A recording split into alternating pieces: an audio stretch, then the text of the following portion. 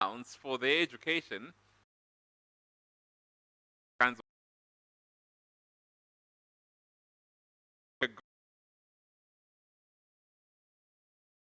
say example with maybe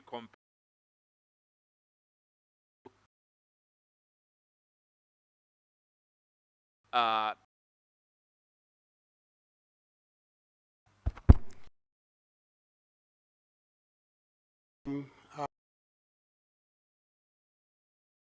not work using the first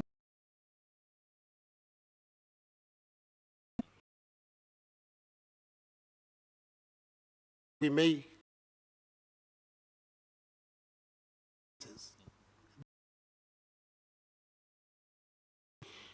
no matter is it Iceland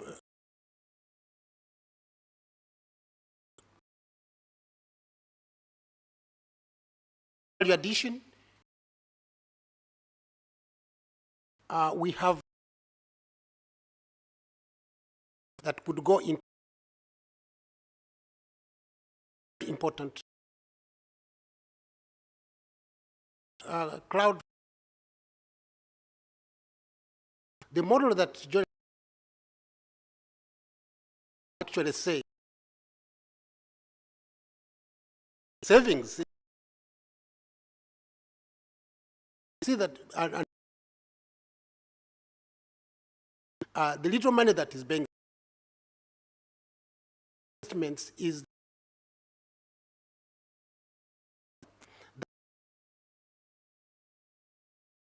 in Africa. We security funds of low value project in Gadam and leave. Said on the first day that if Nigerian paid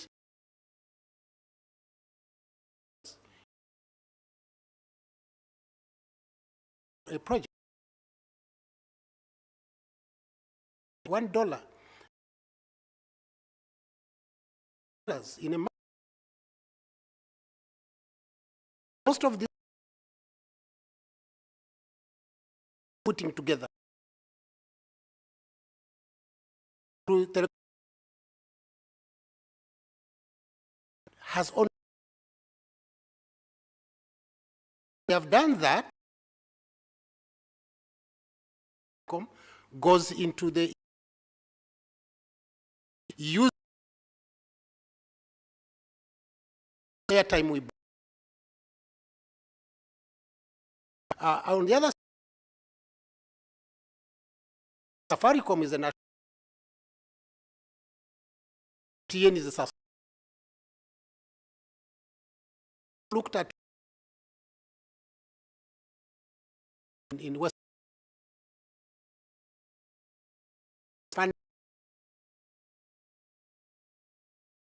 funding only the time we those into the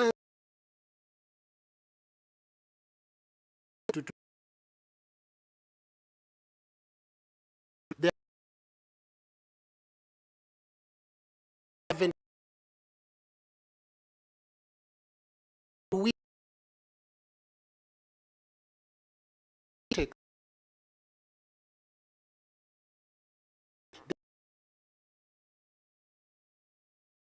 we can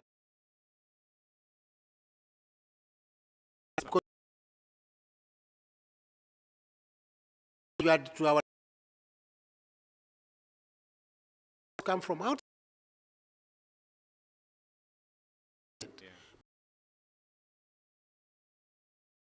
want and then bring them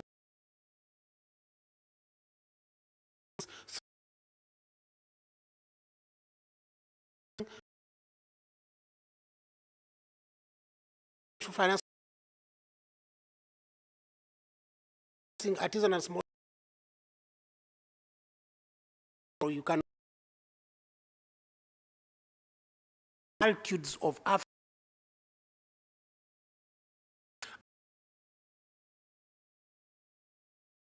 in Mali or in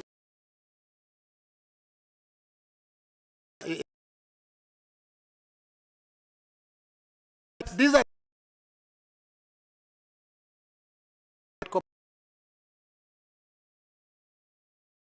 most company in the world into this putting excited. Left.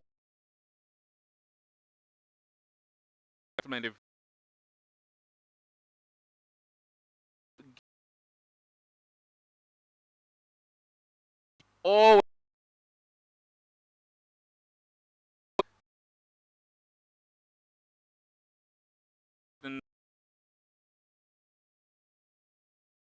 old people asking any questions? We have heard your questions before.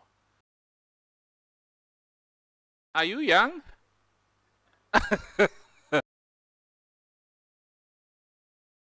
You are young? How old are you? 120 some. How?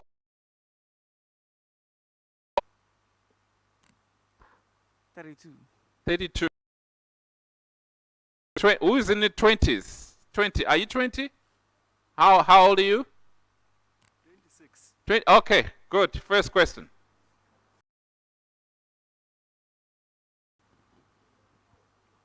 You say 25? Sorry, I heard 35. Old. Old.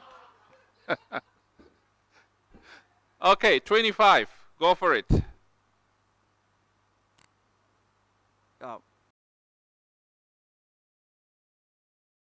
Switch it on. Yeah. Okay. My question is, okay, are you? My question is, as a young aspiring entrepreneur, or you want to start a business,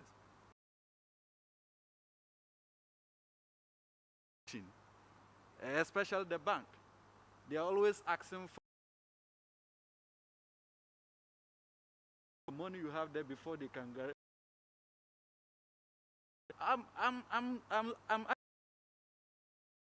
I know.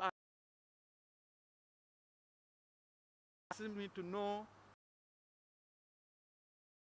why do I come there to ask for that? That's what I come. That okay. You want to know my message? If I have it, I wouldn't have come there. Okay. So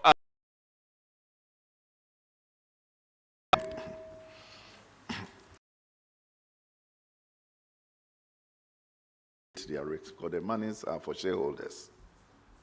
But what we have to do going forward is that we can have a good business plan when the person doesn't even have money. Tell you when the person is when he will start making profits. Cut it and advance. Ask legitimate question. When are you coming, and the money that they are asking might not even be able to start a business. So as a bank to their business plan, and so that we and give money to young guys who have good business plan and have a future. If we want to depend on what they have done to be able to advance money, I think that will be shortcutting a lot of them. But some level, yes, it is true. Look at funds that it generates over the period, and so that you can even give some advice. But I think that as a chamber that we are looking at having junior chambers all over there, I think what we are going to do is to take, but to not have the support.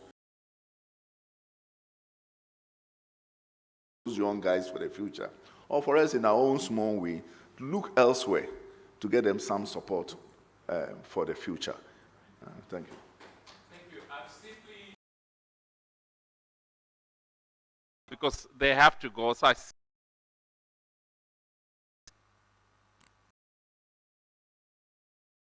20. I'm looking for 20 some. And then we from Ghana. And my question, basically, I want Mr. Joe Jackson. Go ahead. Because basically, when I wanted to start my business, I went to Dallas Finance, to be precise. The funds that I've wanted to have to start the business, I wasn't given. The money that I have, or if I have an affordability that they can deduct the money. But I am into agric as an entrepreneur. Get funds now, and then we get, because we have to work for some time before it starts yielding. So the point is, So you kind of have to prove yourself. Is that what you Yes. say? Why is it that than the idea that we have before To know whether you are a real deal or you're an NGO. No. NGO stands for nothing going on. Okay, sirs, please.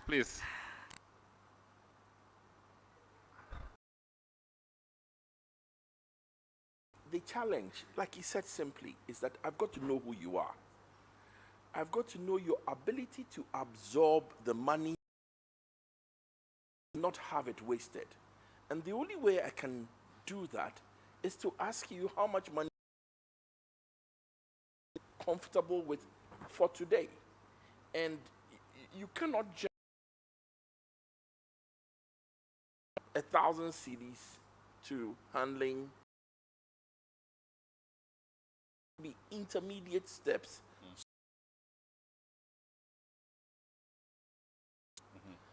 The other thing I will also say is that lending to agric of risk, that you have to look to do that. Just very, which means that we are at the mercy of the weather patterns. You want agric, larger guarantee, help de-risk lending to agric. Right. So in your case, you came with two challenges. First challenge is that we have to know, make an estimate of what we can give you. Second, if you are with have a peculiar challenge. Right. Brother said, for agric, there's a lot of uncertainty, weather uncertainty, rain, etc. But what is happening now, that let's say if you are into maize plantation,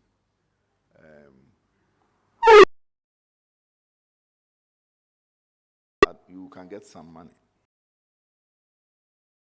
Organization that needs, let's say, the palm fruits. They advance money ahead of time to help them to, do their plantation. And they know that the proceeds will come back to them. Even those in the maize plantation now, they are and we are importing from outside. If you are with us, perhaps we will identify those ones for you. And then some, even with the school feeding that has come into being, some of the people who supply maize to the schools are advancing money. So it depends on the kind of project that you are doing. If it is poultry farm, people also, when you go to Ministry of Trade, they have some way of also supporting those in the agri sector. So you certainly need to identify, if you sit alone, you might not be able to know where the source of funds are. And that is why we group you together to identify your needs, and then we work with you. With the chamber, we have the sectors working very well. We have those within the agri sector, what they are looking for into the future. Us at our level to make sure that we have raw materials, even to produce in this era of after this place. We identify. It's not that we have the money, but perhaps we'll show you the way. Every person who gives money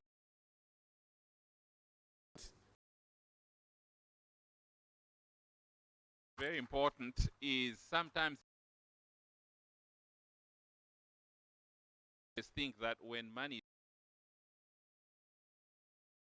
So what I want to ask, these esteemed, the last, I sat with them, so that if to you because they know you, but if you just money,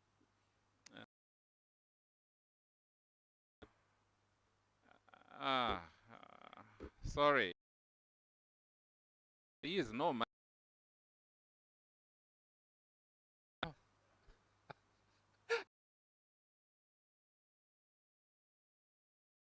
And topic, and we will see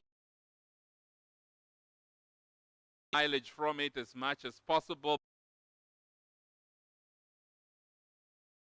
Other ladies in the room, and yeah.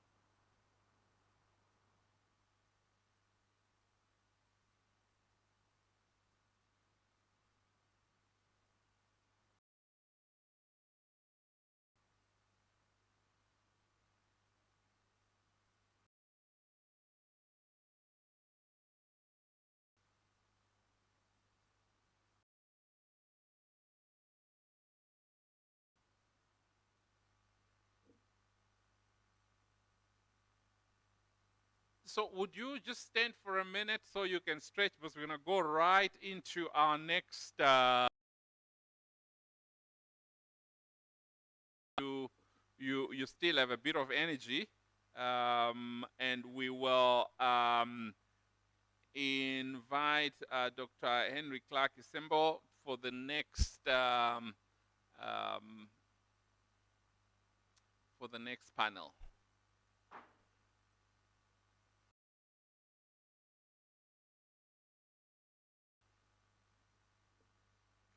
Good morning. How are you doing? Okay. Just want to make sure that all your panelists are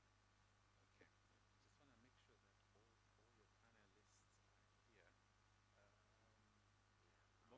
virtual.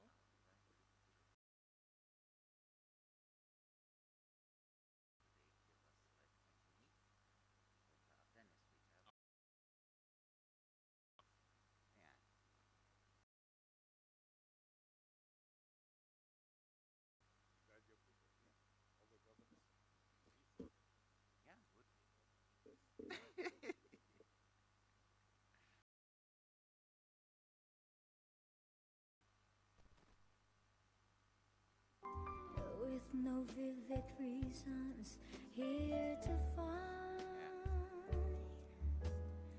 yet the thought of losing you've been hanging round of the Africa. far more frequently. You're wearing cologne with you say no special place to go. But when I ask, will you be coming back soon? You don't know, never know. Well, I'm a girl of many wishes. I hope my premonition misses. Hello. What I really feel, A very good morning to you all, and a very good afternoon wherever you are, or evening around the world, attending this summit, the Africa Private Sector Summit. My name's Dr. Henry Clark Kisem. I'm the Global Head of Development Associates, Link International. The on mobile financial services, and I'm also the strategist for University of Chicago. To moderate this, and before I go observed, I will invite my panelists, both those virtual and also I'll start by those who are here to invite to the podium, Mr. Mujenyi Nixon Frank.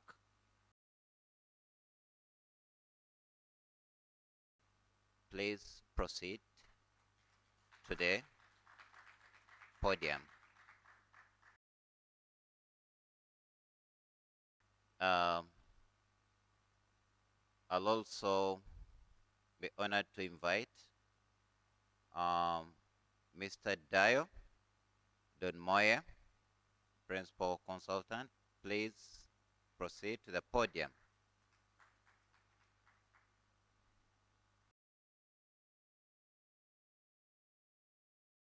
Honored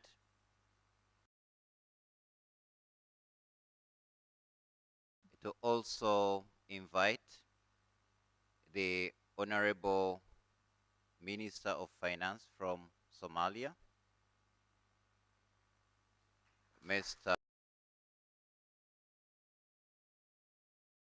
Abdullahi Shekal Ibrahim. Please proceed to the podium.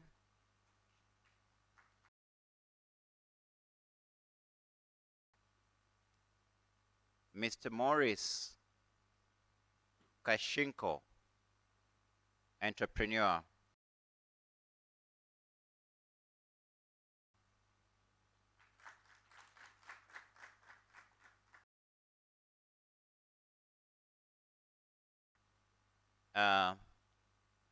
Those attending virtually is Madame Sabine Mensah, the Deputy CEO of Africa, Nenda. Welcome, madam.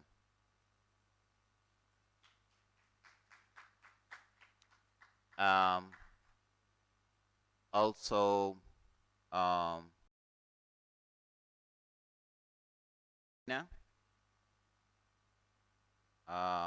President, Africa FinTech. Okay, probably will join along the way. Mr. Director General, Africa Trade Insurance Agency.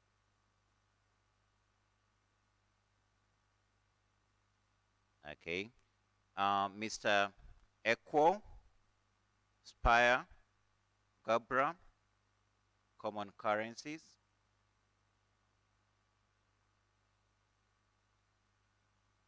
She arrived.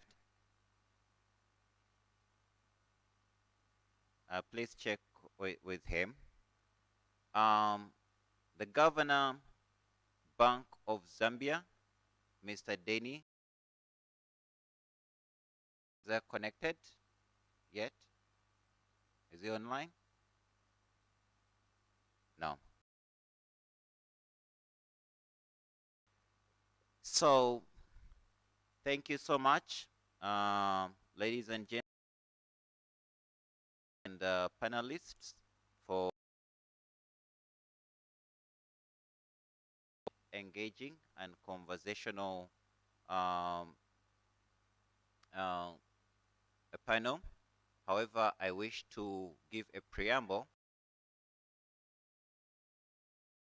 Common currency for regional economic communities, and after focusing on fiscal discipline and good structural policies, and how they can provide a framework for low inflation, amongst others. So, ladies and gentlemen, with the creation and operation of AfCFTA as one of the flagship projects of the first 10-year implementation plan under the AU's Agenda 2063, the Africa we want, it's envisaged that with African nations coming together as a bloc, one of the benefits to all nations would be driving economic growth and development through, amongst others, boosting intra-trade on the continent, offer positive economies of scale, but also Africa will be in a position to negotiate better policies and potentially equal terms with other continents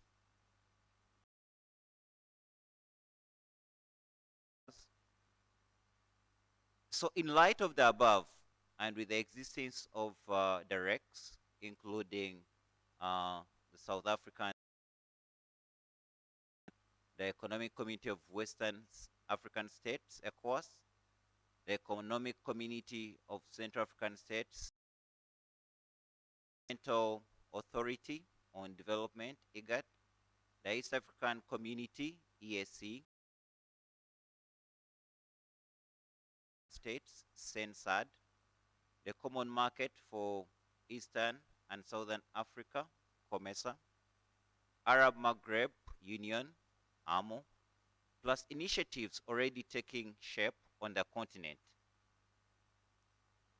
For instance, the African Central Bank, the Africa Export Bank, plus conversations around the single currency for Africa, especially with accelerated digitalization of transactions and fintech landscape, growth offering internal and transboundary or cross-border electronic money transfers, facilitating trade and international trade and quality standards. Question: what is Africa's next financial in light of REX and AfCFTA? And we are going to have a conversation on the common currencies. Let me invite our online panelist, Madame Sabine Mensah, to introduce herself, give us her take on what common currencies means for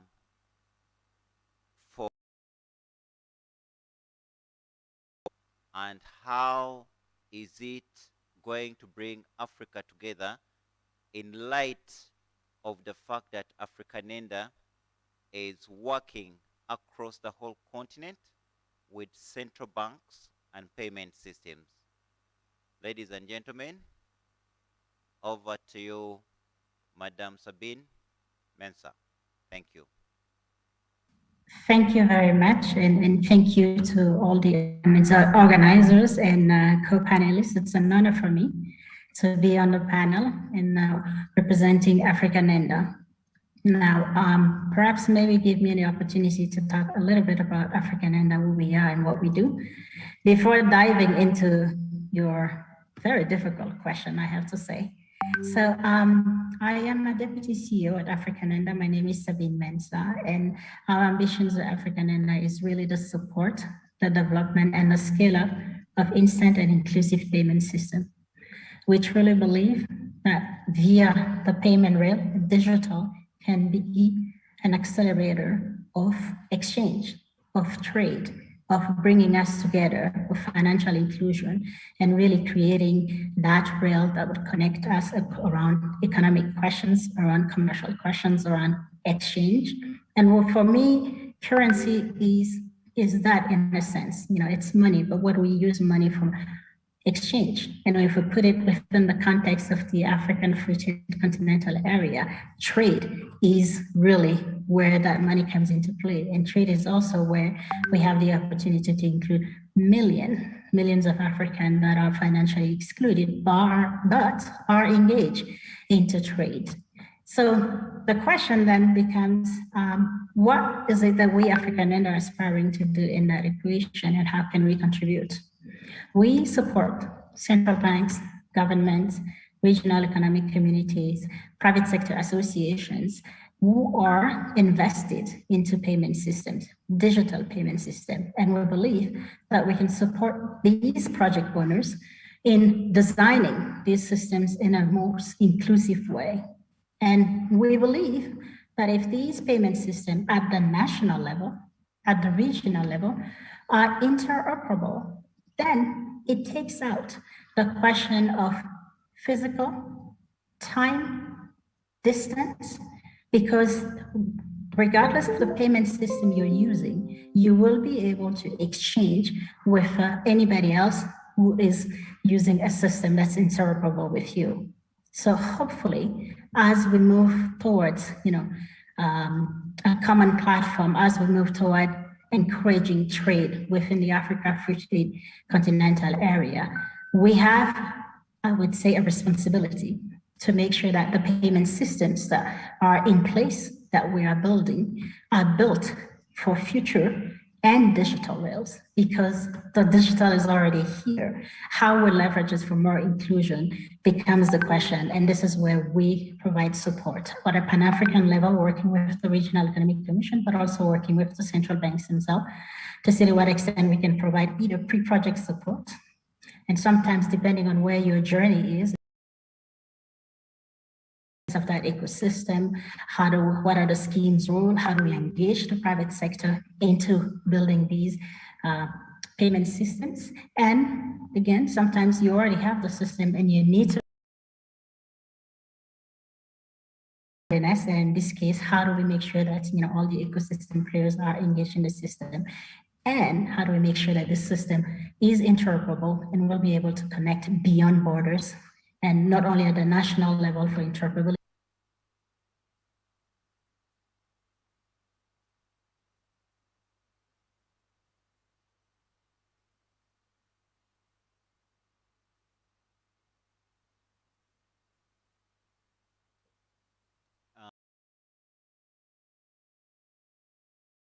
Could unmute, please.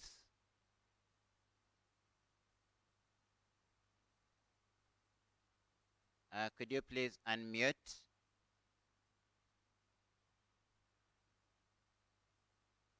Not sure where the issue is. Okay. You couldn't hear me? Yeah, we lost about 5 seconds of your submission when you were muted. I'm sorry, can you repeat that again? You lost me where? About 5 to 10 seconds of your submission. You haven't heard anything I've said? Yeah, however, we shall catch up. This is a follow-up question to you, Sabine.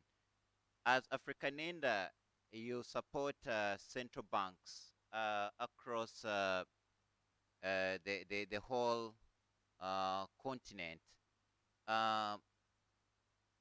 Pathways towards Africa's next financial frontiers.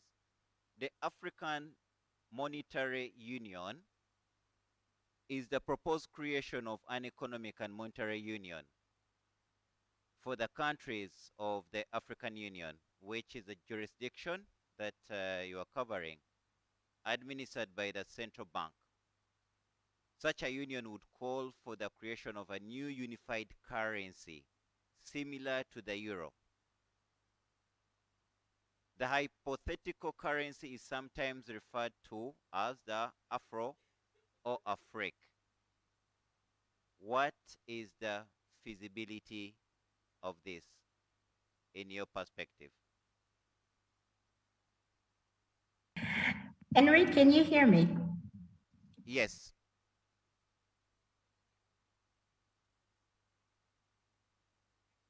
Can hear you.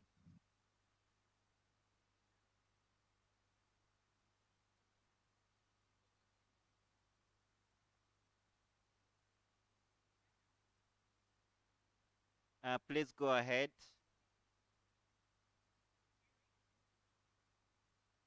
Media team, have we lost her? Question. The panel, and I can see we have also central bank of Zambia on the panel. So I would say I really look up to the central bankers to answer that question more than me giving my perspective. But in my opinion, I think we have the opportunity to connect countries within trade. And if currency is the mean that we use for exchange, then there's an opportunity to see how interoperable, how unified, and how to not only look at it from a currency perspective, look at also payment systems and how we interconnect these payment systems so that the minimum rails that are there to enable exchange between the different countries and to boost intra-Africa trade are there. And we are using digital as an accelerator for the impact we seek, in my humble opinion. Back to you. Thank you so much, Madam Sabine, for the submission.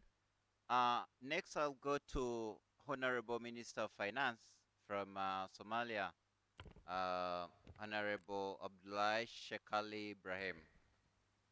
And my knowledge of Somalia is that it is a very dollarized economy.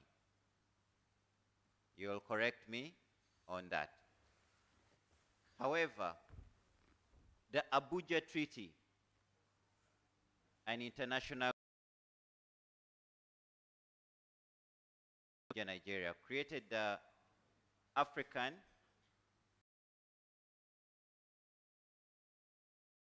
for the African Central Bank to follow by 2018.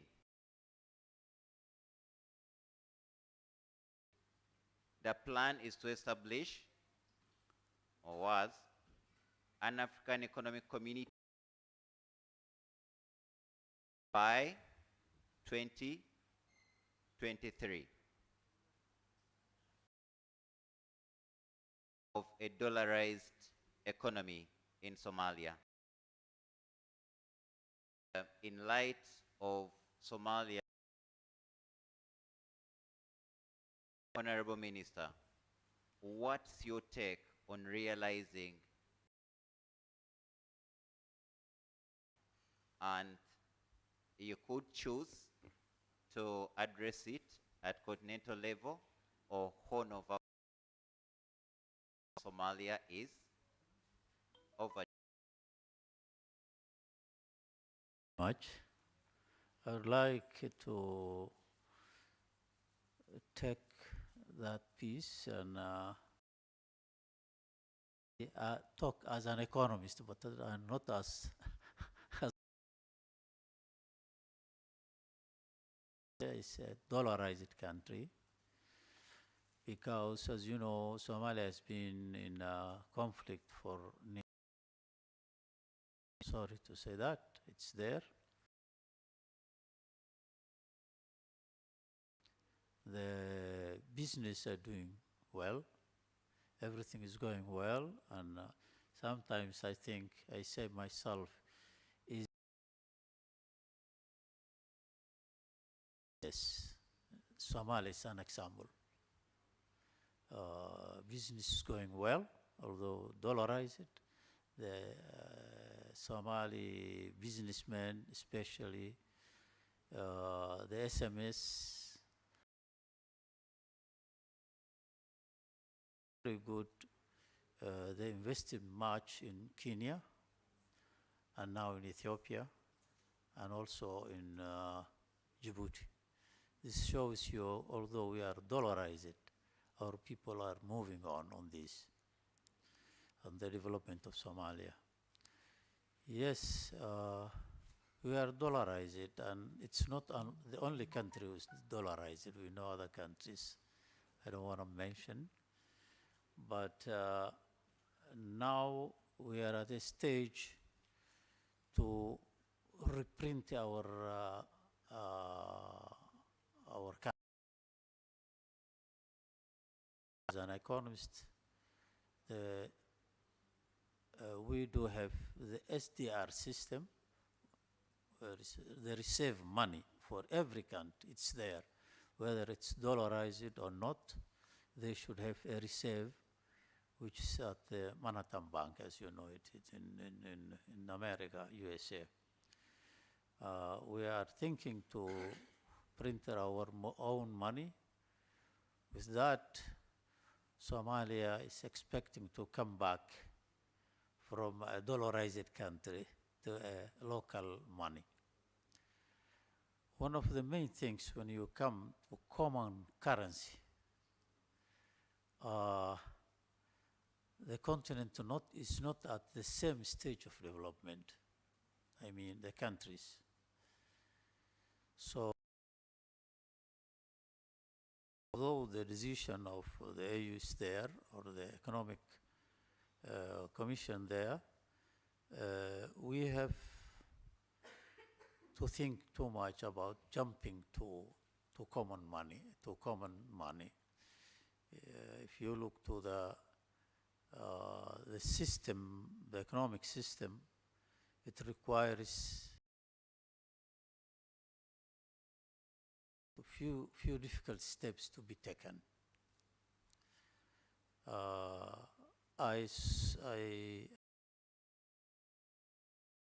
The establishment of institution to the currencies of the countries. It's look to the Arabs. You find the African monetary. Look for although they don't have the same currency, they are looking through their country. We would like to start with that one. I would support that one, that we should have established, and then from there think about the monetary system or the African money together. I would support that idea. The other thing is that now we do have the e-banking.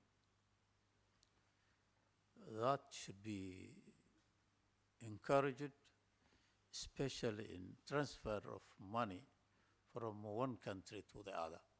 Now it's locally. We are only banking locally. What I suggest is enhance also the idea of the African money together. That's what I think. It should be done like that. Thank you very much.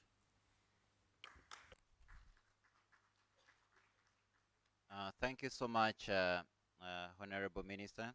And I also appreciate the fact that you also blended in speaking from an economist perspective.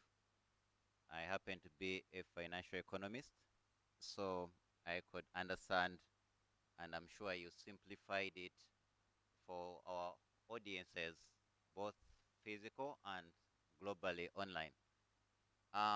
You bring and highlight a very critical issue and matter that amidst political or civil strife, they of course highlighting the fact that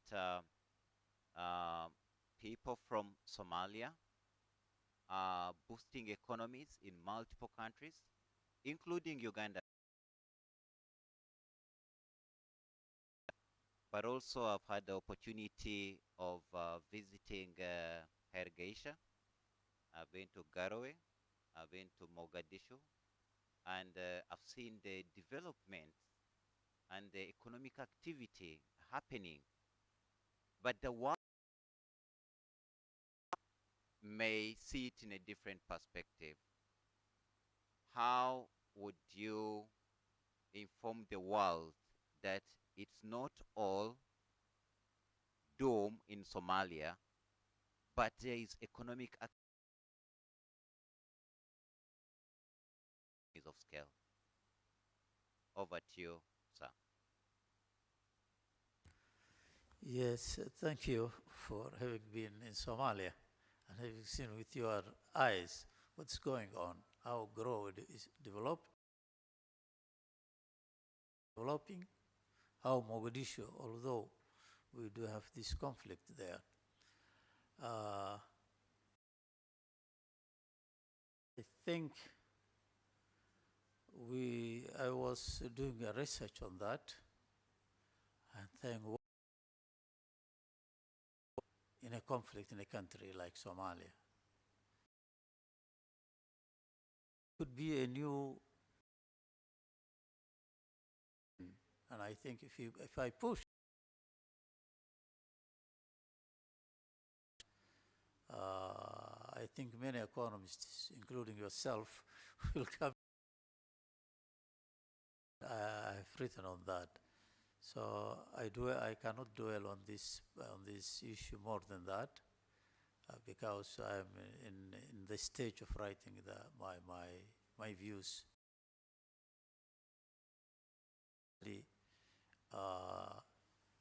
Would like you or many other a good example conflict with that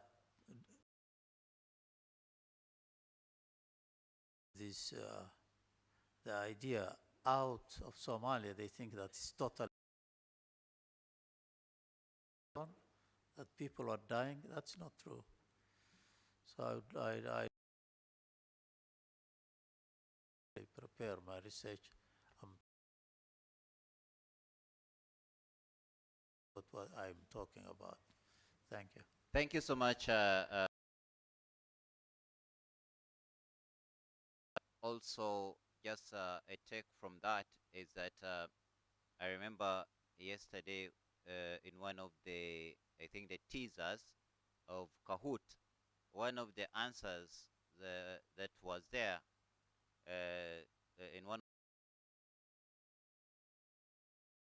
all other aspects of after mandate have been handled apart from silencing the in my mind our thing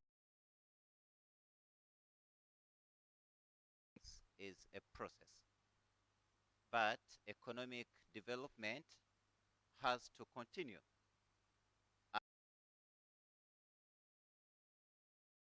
An integrated approach, and that means that it does not leave out also the issue of common currencies. Nixon Frank. Thank you. I highly respect you, and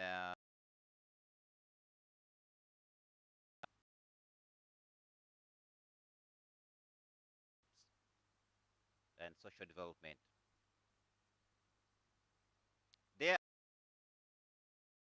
regional currency unions in Africa. West African CFA franc, respectively.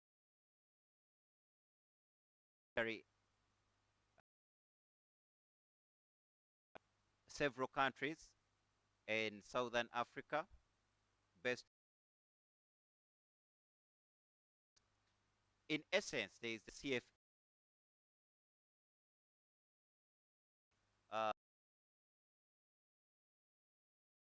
being regularized. But also, in light of a conversation I had with you off record yesterday informally, that minerals are also a form of currency, and minerals are endowed in the whole of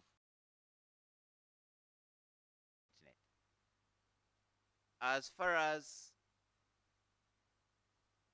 common currencies. What is your take on from the Rex perspective,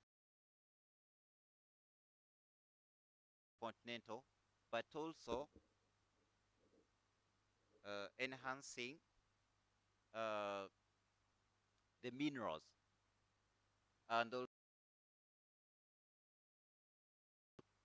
Thank you so much.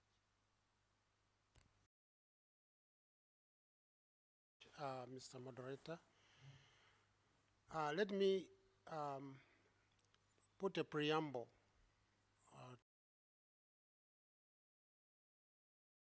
in the world was a mineral and is still a mineral. The first currency that was used, and actually starting with the as 7th century here, 500 BC, was a standard medium of exchange.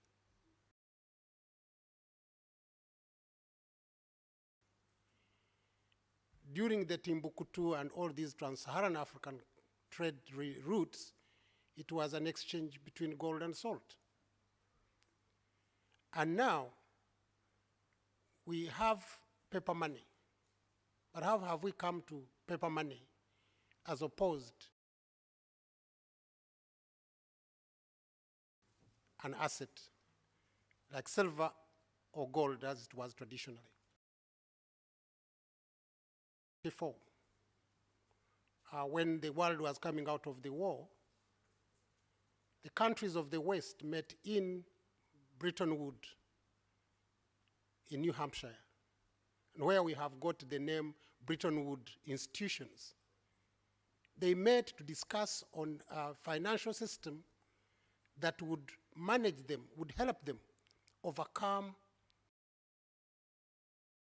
used during the war. Over 760 delegates were represented on that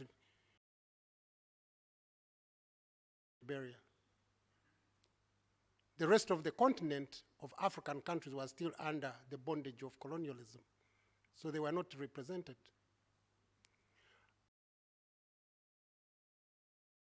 And that's why Somalia is not the only dollarized country, because I think all of African countries are dollarized, because your currencies are only benched on dollar. So there is no difference having a dollar currency or having your own currency. So at that conference, the world made the dollar the international reserve currency. But it was supposed to be, it was actually not supposed, it was benched against the at $35 an ounce of gold. And that's what was set up. And they made the dollar for the global economy. Winding faster, in 1971, of America, who even said on that day that depends on the strength of its own currency,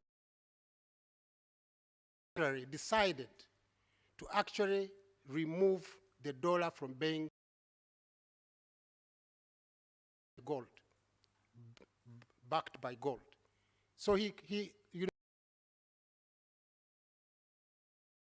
on a conference in 1944, they decided that from now on, the dollar, which is the continent with the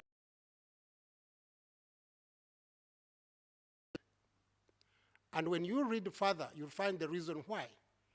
Because all countries would have to exchange their currencies into gold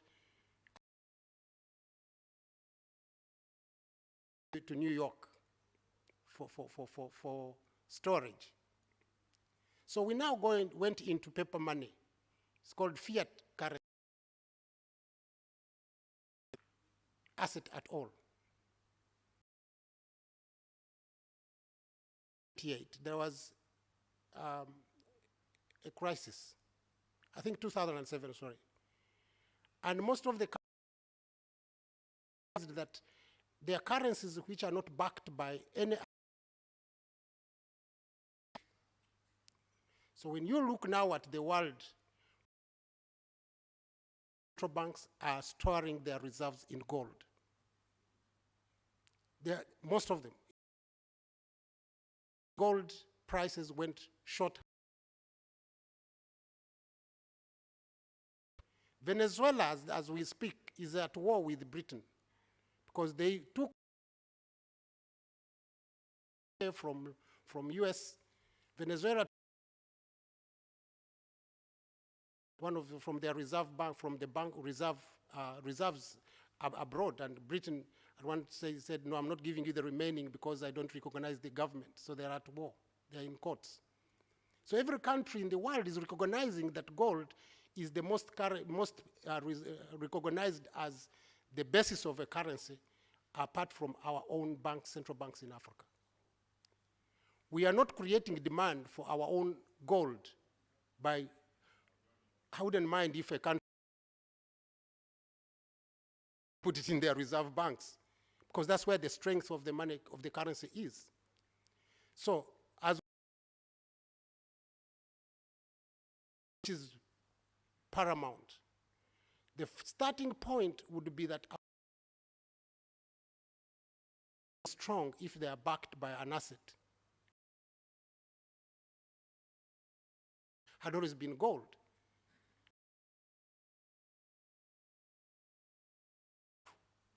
Mineral. Now, it's only Africa which doesn't have their banks, central banks, having reserves in gold, but they have reserves in dollars, which dollar is now a fiat currency, meaning that any time it can become useless. In fact, Europe has moved away from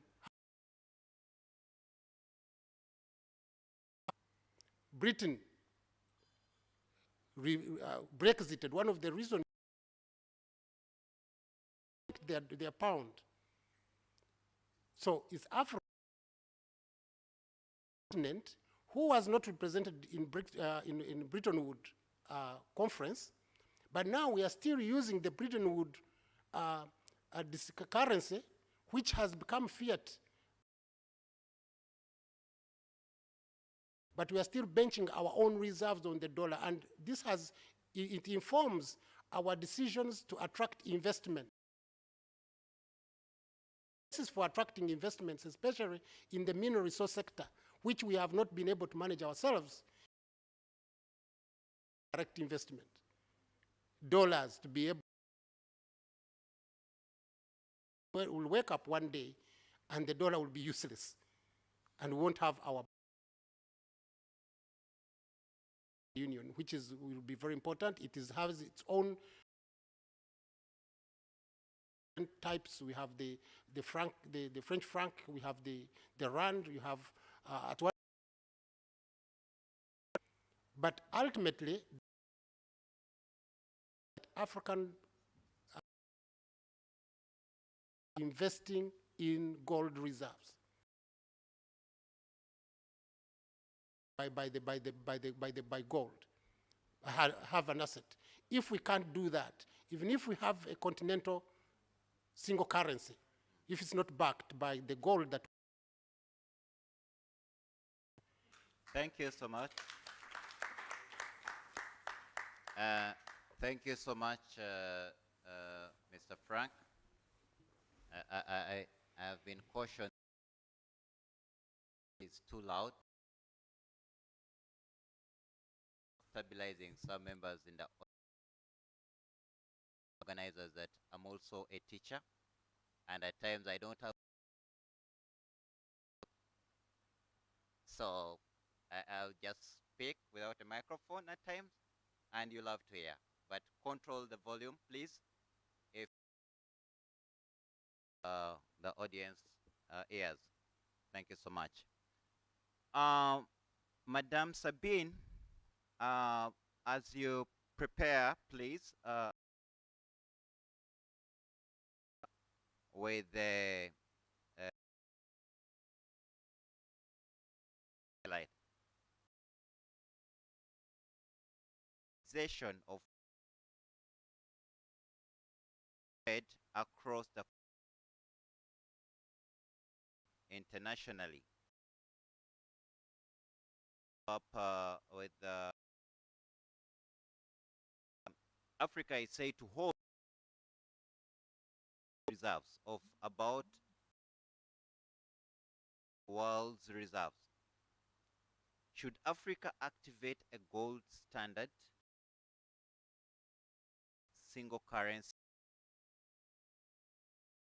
The mechanism for this process, timetable, and thank you so much. For Africa is to have monetary institutions. Unfortunately, in place but have never been realized. The Abuja Treaty itself is continental free trade area. There are 3 monetary institutions that. The first one is the African. Any asset as a gold standard, even one for bank as a clearing house. Policies is also was established. An African Investment Bank that was also established by this. So these institutions need to be, I'm sure the African Central Bank is going to Nigeria to hurry. Those who know about the investment, the Ponzi scheme, if you read about the Ponzi scheme as a financial person, you probably know that our investments are based on Ponzi scheme because we are auctioning everybody. sometimes they say they are, by attracting investment in their own economies for, especially in the mineral resource sector. So since they're already established by the decisions of the African Union, then we can actually how much should weigh against the African. We have the ECO. I know ECO has got issues, but at least the West African economic states have agreed that they should also tried to bring an ECO, which is not the ECO of ECOWAS, but at least we need to start somewhere. So if we can have this, will help us to put the policy at continental level. Before we do that, then we cannot be able to achieve the. And yeah, rightly that we need institutions already getting, and that's a process. It's going to take a process. So, Dunmoye, you're a principal consultant, and my in line of business.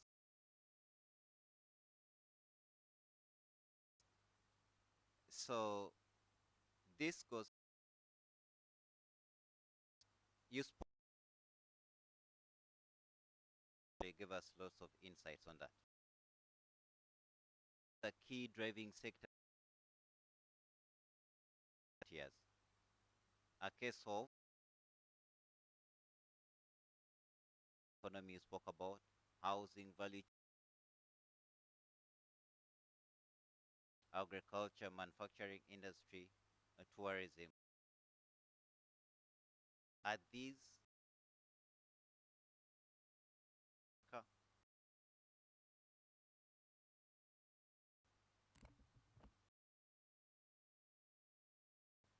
Thank you very much. I appreciate the opportunity to regards to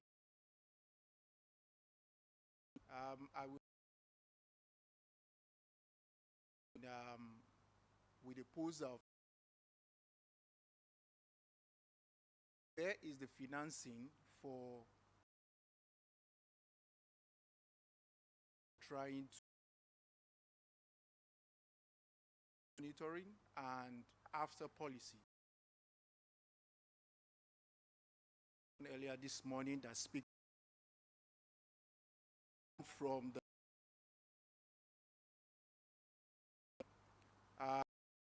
costs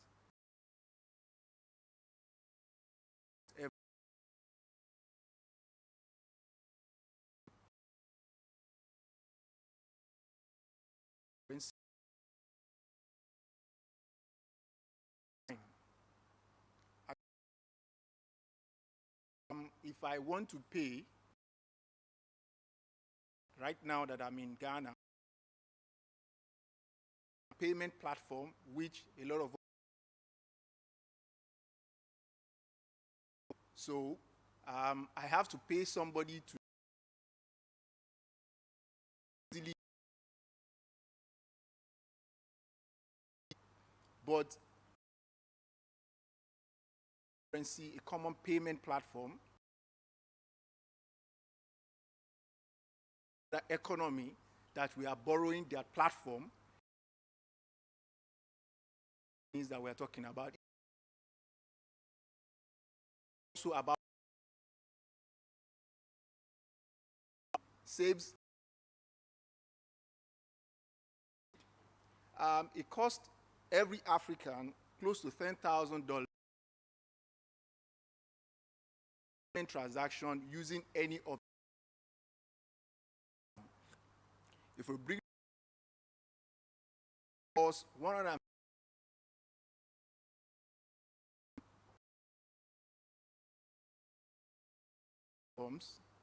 that are outside the shop,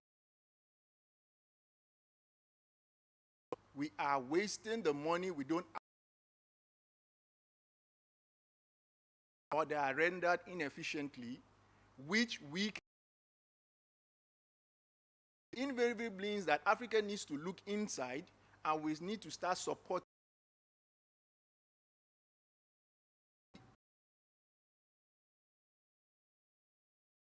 West Africa Monitoring Zone,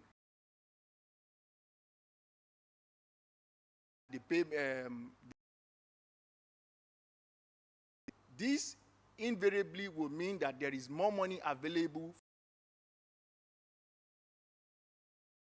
I also want to put it across there that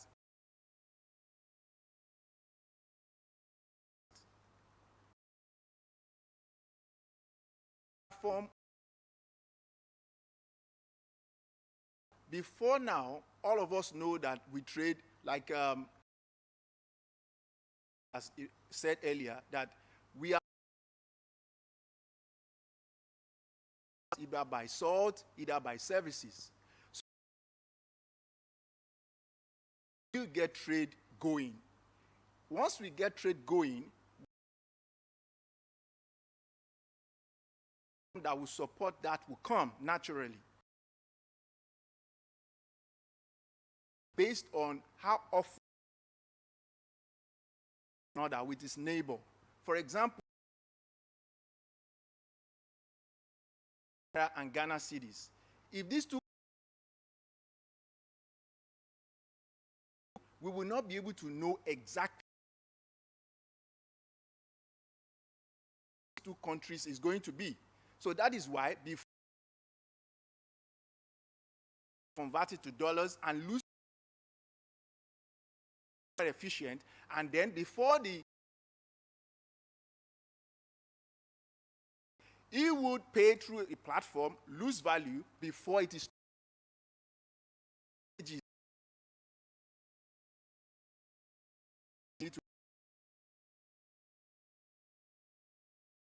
every business in Africa is dollarized. Alternative to that. And for me, lastly, before I leave, I would ask, what are the features of the payment platform that we should be considering? It is very, very important. It must be widely accepted, because if it is not, then it would not serve in the sense that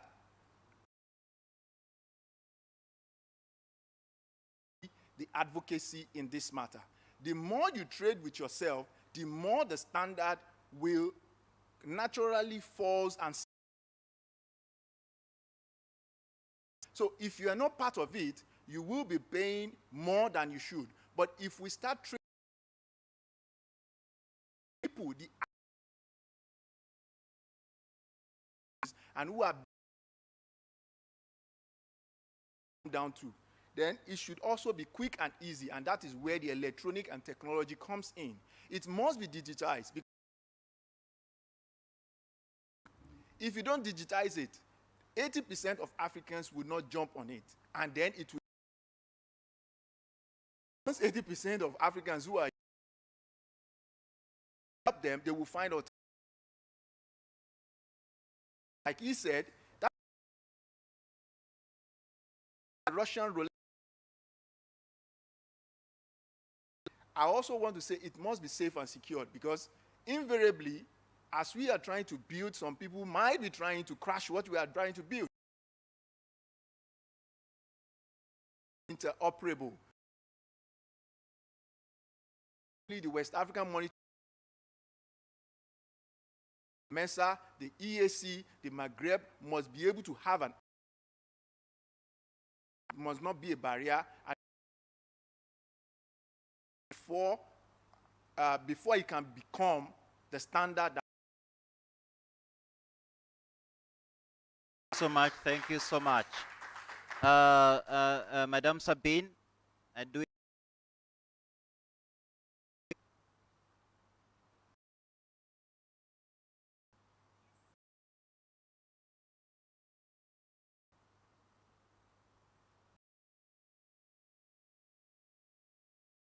Thank you so much. After Dio's submission and also speaking about the payment platform, which I kind of envisaged would be coming up, what is the envisaged impact of digitalization and payments landscape in driving intra-trade across the continent and internationally. I know, Madam Sabine, for over decades you have been in this space, and we would really appreciate to hear in two-staged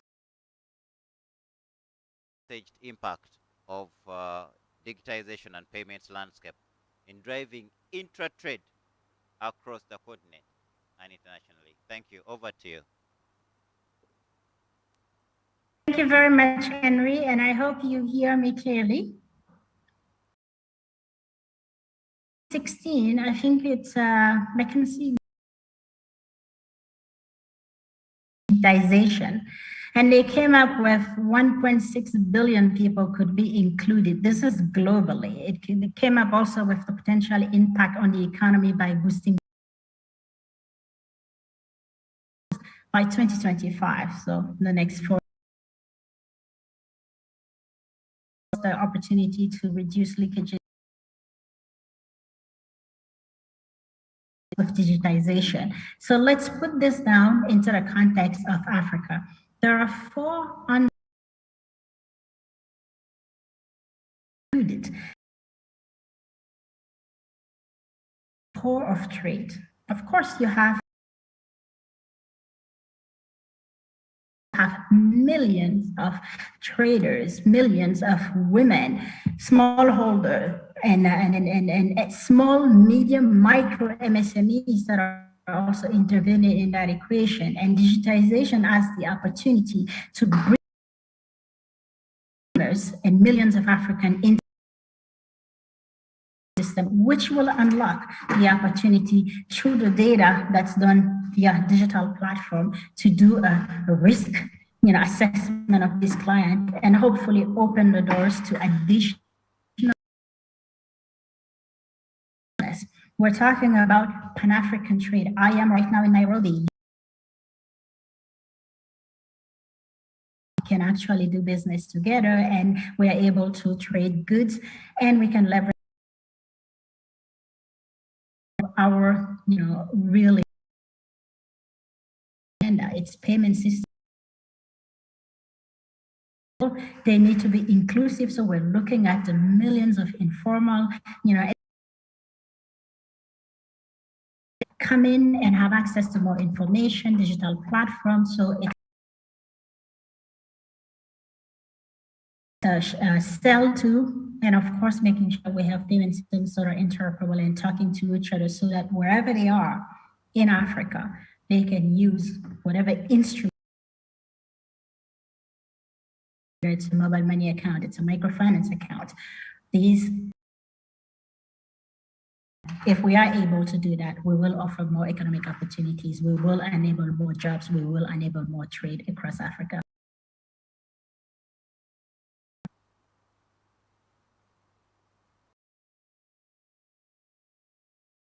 Madam Sabine, and we have a quick announcement, please. And one of our guests,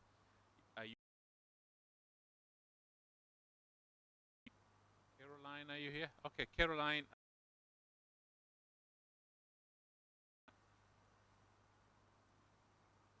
Okay, thank you so much. Caroline has been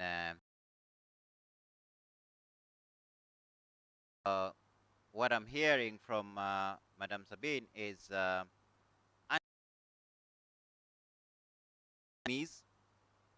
access to finance, the interoperability, which also Dale spoke about,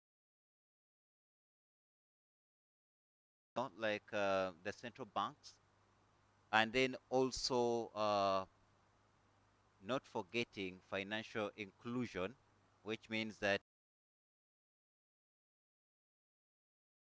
the women, the youth, you spoke about the population in Africa being the youngest in the world, vulnerable communities, and the private sector. Where is the money? Everybody's question. before this one spoke about where the money is.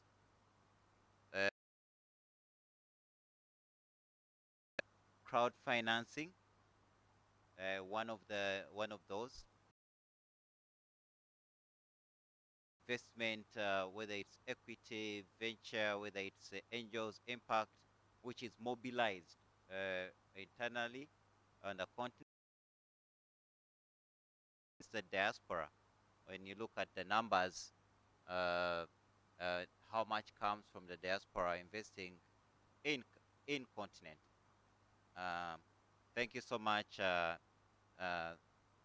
Madam Sabine. Morris, entrepreneur. The conversations I've had with you since I met you here about West Africa and also Ghana. At this point, I want to bring to you a very pertinent, and you can discuss it in light of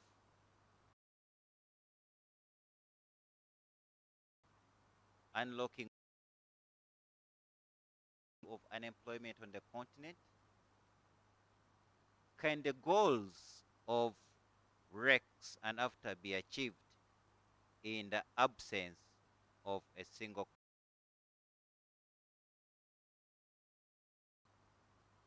So, can the goals of REX and AfCFTA be achieved in the absence of a common? Mr. Morris Kashenko. Thank you. Thank you very much, Mr. Henry. As mentioned, my name is Morris Kashenko. I'm currently the co-founder of Solar Taxi Ghana and managing director for Kumasi Hive, a tech and innovation incubation space based in the Ashanti region. Solar Taxi is an electronic spaces in Kumasi, Takrady, and Tamale. About 65 staff members across the regions, 70% of which are women. All our engineers are women, so I want to say it's a very great opportunity to be here to share this. Concerning REX and AfCFTA can be achieved without necessarily having a common currency, my answer is yes and no, because already a lot is being done for young people to create jobs for them on the continent in absence of a common currency. I can say for West Africa, for a fact that I'm in Ghana, I've realized that tech and incubation hubs have sprung up across many regions. And the sole purpose of this is to be able to create platforms where young people with ideas can come in and turn those ideas into businesses. So what we do on the data, so we bridge the divide between academia and industry. We find the loopholes, meet those demands in industry, and then find themselves feasible to enough. So, and this is of a single currency, in the sense that the investments raised to support these people are not localized. They are always foreign investments, which therefore means that whatever transaction that goes on to be able to support these young men still have a deficit, in the sense that the money goes back to in here. So that's, I think it's I do believe that having a single currency would help a lot, because a number of the SMEs that we support, whether in tech or in agri or any other sector, have the common goal and vision of exporting their products across the continent and even beyond the continent. I mean, what better place to sell your products than people who understand you and share a particular currency with you? I mean, there's no continent continent in the world that has ever made it support the entrepreneurs without necessarily having a particular currency. China, as an example, China just sprang up out of nowhere, The reason is because they have the numbers and they trade amongst themselves. I think 2 days ago, one of the panelists raised a very good point, which I love, in the sense that he mentioned that in China, in February, they have a holiday. And the holiday is such that a lot of work that's going on. But within this period, nobody is selling, and nobody is actually doing any work. And he mentioned that is able to raise enough investment to go. So I'm thinking that if we are able to, margins are coming out of those trades and can go on to even support further entrepreneurs who have goals and visions to create businesses.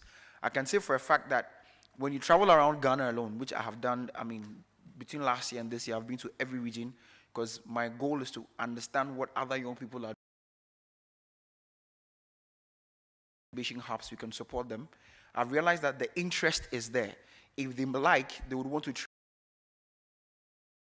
have the capacity or the understanding of how financial institutions work for them to be able to do that. So that's the answer I would give. Thank you.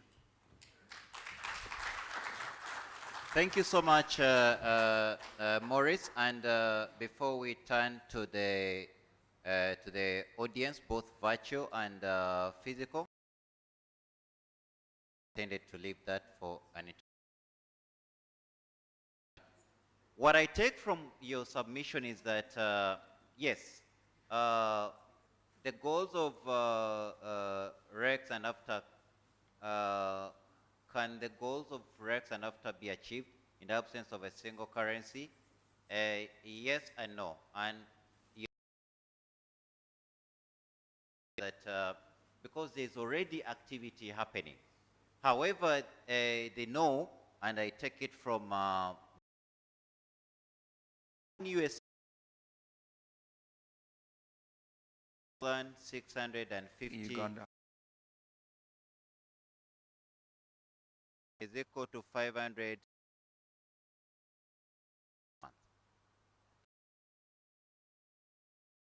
to Ghana is 610 cities. Thinking we are talking about a single currency. Cost of production is one of the key issues through as far as realizing the goals of the REX and AfCFTA, right? And the Pan-African Chamber of Commerce academia should enhance them visions which have been largely spread out by and they never come out, but also to looks into innovations to address the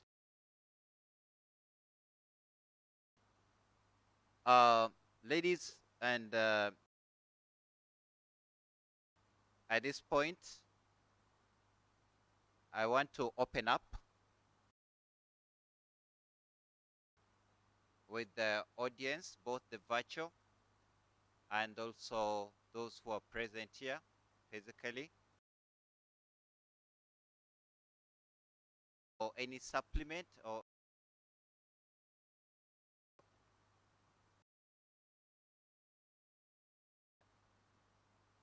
and please by show of hands.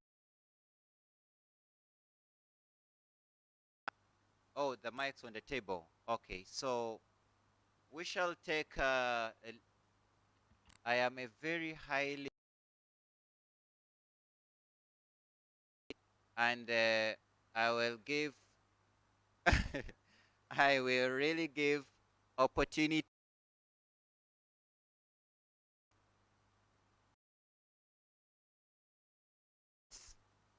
so madam.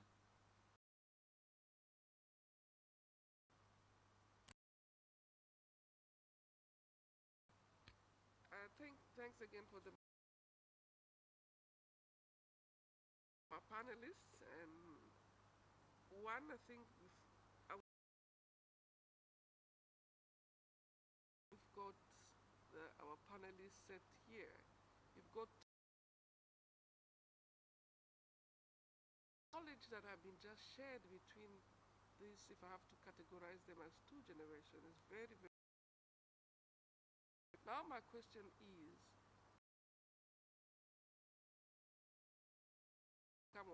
one time one asked me why you didn't do economics, but I think one pick up some knowledge.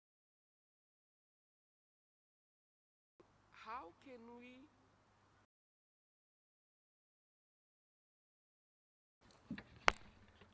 should I start it over? Oh goodness. Sorry. Yeah, sorry. So what I wanted to, these two different groups, they are categorized with a level of knowledge that is non-negligible, very important. The the theme of the summit. I'm thinking, how do we we talk about referring that to what, how do you transfer knowledge from His Excellency the Minister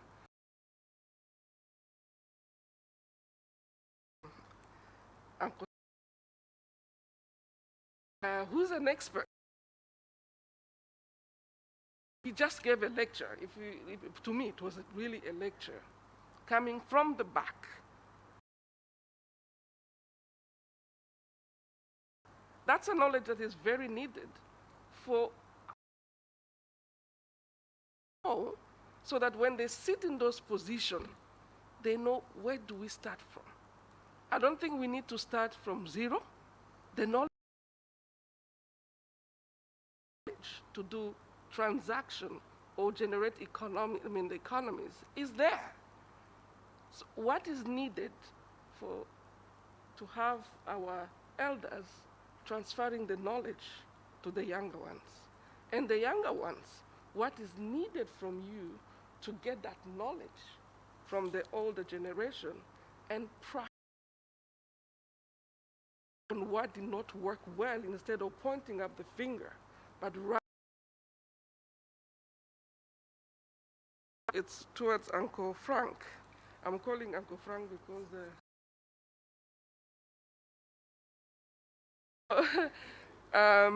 the second question is about policies. Well, this is a domain that I know very well. Policies, we've got them on paper. I don't know if we need more. And you well pointed out, these institutions have not been operationalized. Is it the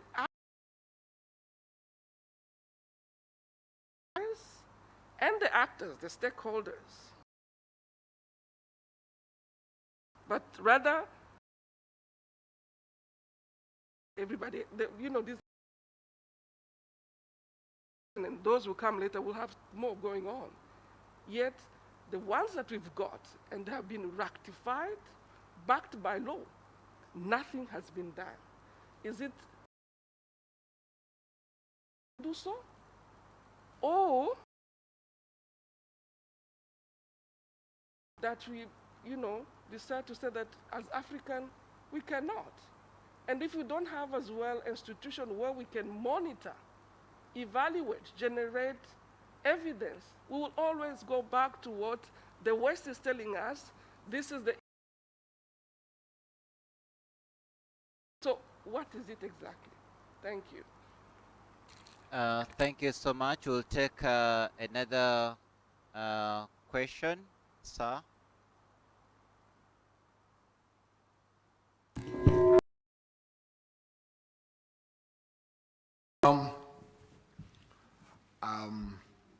I'm really impressed with your presentation. You're such a young man, and I hope that you take it forward.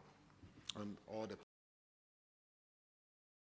You started by your name, sir, and also, Madam, we didn't get your name. My name is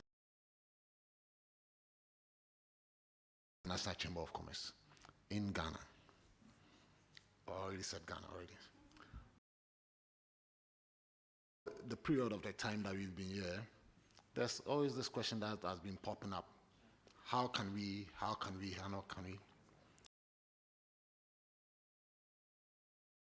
The mind is set up such that it can do anything as long as you. So as Africans that we have decided to put ourselves together as a bigger market. The question that we need to answer is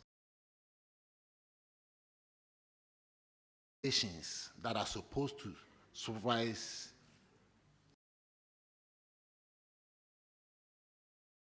there's no reason why you can grow tomatoes in another side of Ghana and it shouldn't grow because we share a common border.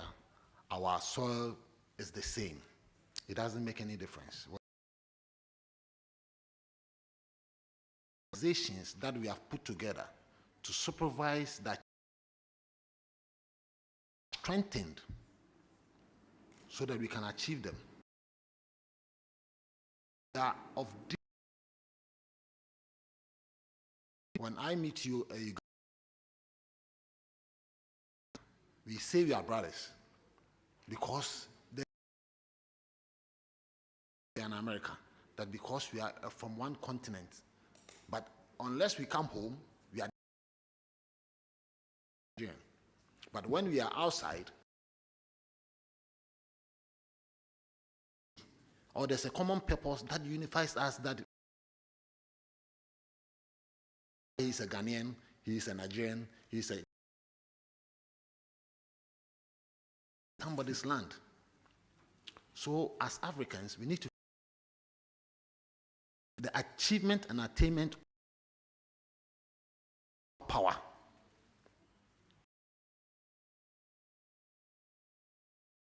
Earth. And it is important, like the chambers of commerce of the Organization of the African Union, do what we have intended and agreed and signed treaties on to attain. Them because they are the supervisor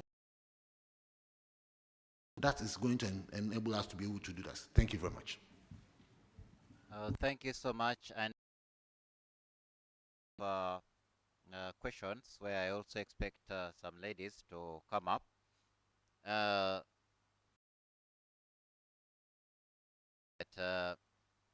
We need to have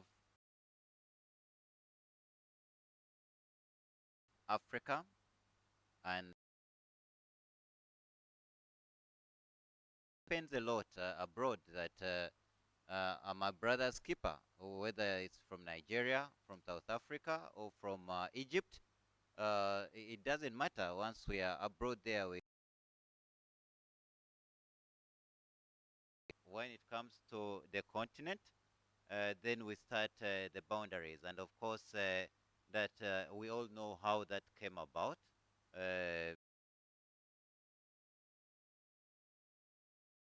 And that gets me also thinking that the single African passport, one of those to remove such boundaries, because an example to Dakar, to Senegal,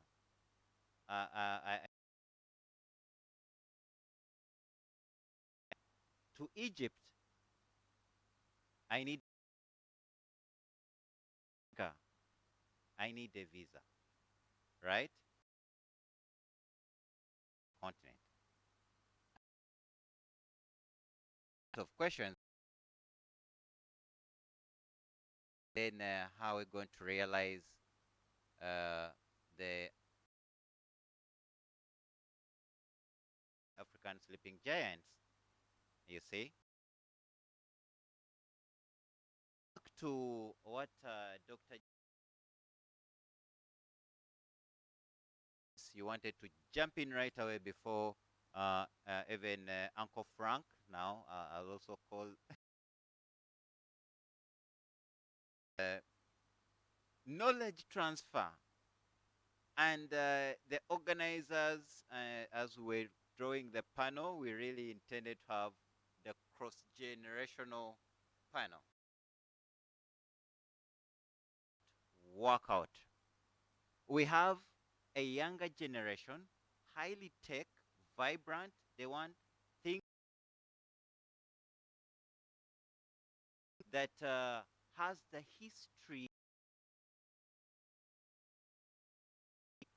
right?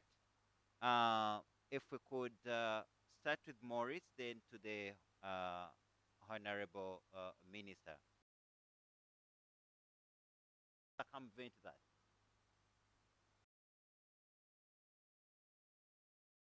First thing I would say is interest. My generation, even we are not really very much interested in what happened before. You know, people who do not know their past do not understand where they are now, and therefore has no real hope for where they want to go tomorrow. There's no bearings. And a lot of people in my generation has no interest in what happened to us before. So you find that on that. So we have no interest in interacting with the older generation to figure out why it's affecting us. So for me, one of the things I've been doing,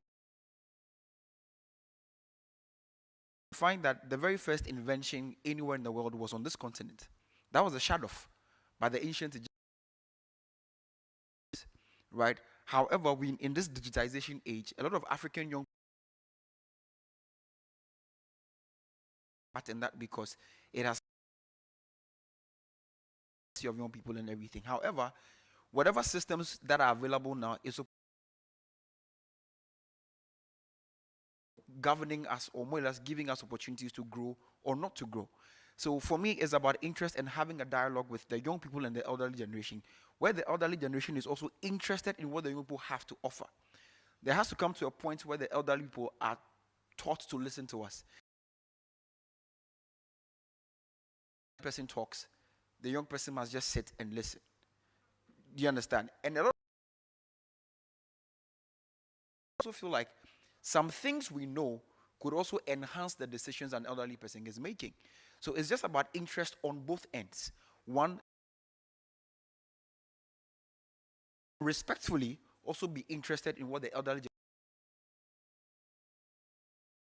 other and have a process for tomorrow. Thank you very much. Thank you so much. And we need to reach the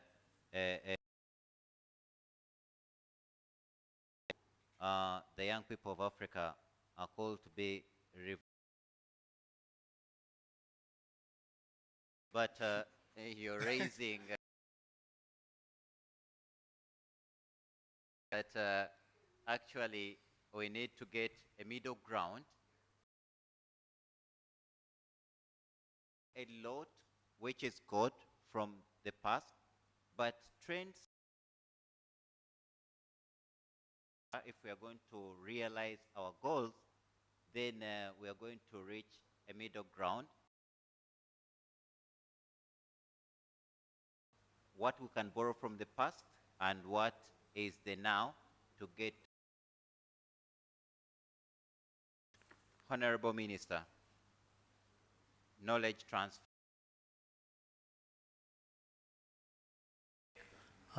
Thank you very much. Really, I'm very thankful to lady for this question. You want to plan. You cannot jump on it. What happened before that? to do and where to go about it. This is what's lacking. As an old man, what I would suggest is, especially the academia, I'm still teaching at the university for about 30, 40 years. I think that this can be handled by the universities. The students, the young generation studying in the universities, they should include practical training, practical, not theory.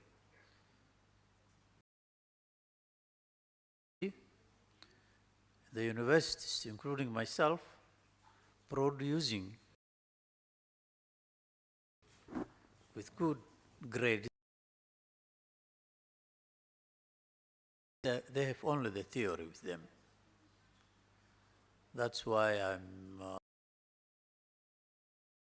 government and to the universities that we for our young people, that will give them a transfer of knowledge and also have an idea what happened in the future, so that you know what you are going to do. This is my suggestion for that, and that's the way I think till now. Thanks a lot. Thank you so much, Honorable Minister from Somalia. And over to Uncle Frank, the policy issues. What's with the policies? Are they in the shelves? Are they just some very highly bright guys who just... Are they operational? Is it a mindset? How do we monitor, evaluate these policies in relation to practical, measurable projects on the continent and enhancing intra-trade? Over to you, sir. Thank you so much.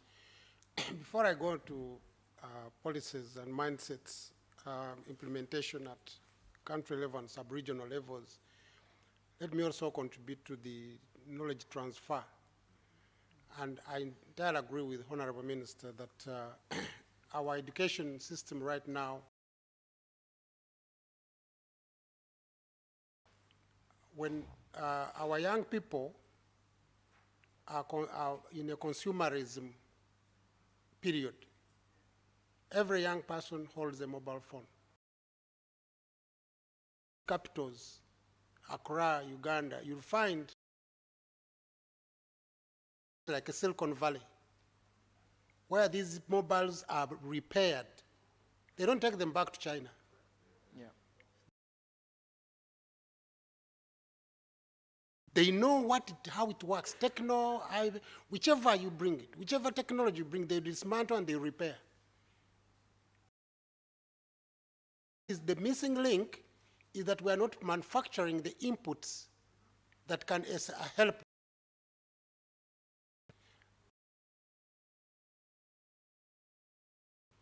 The composition, they will tell you agriculture is about 6%.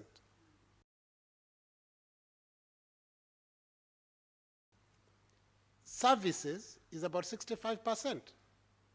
But what are the services? The plane, the train, the car, the transport, the telecommunications, they're all minerals, which means, and industry is also mineral, which means actually the mineral resource sector, which is actually neglected in Africa, contributes almost to 9%. There is nothing that doesn't depend on mineral resources. But you don't find metallurgy production or electronic chips production, which are easy to make. It's a prediction that the next 10 years, it will be costing less than $1. Then we can do all these things. their children to go to MIT, Harvard, not to come and import, but they are also manufacturing. With the Honorable Minister, we need institutional hubs to help young people. My sister, I don't know whether I'll be the uncle.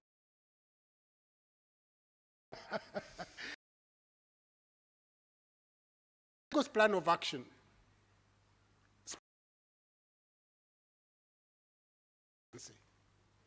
That's what the heads of state in 1980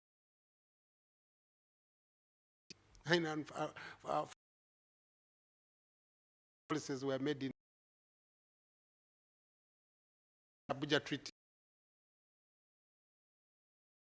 about mining, talks about is metallurgy, electrical and electronic.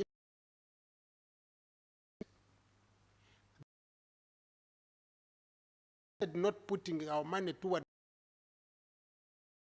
eventually started now depending on foreign aid.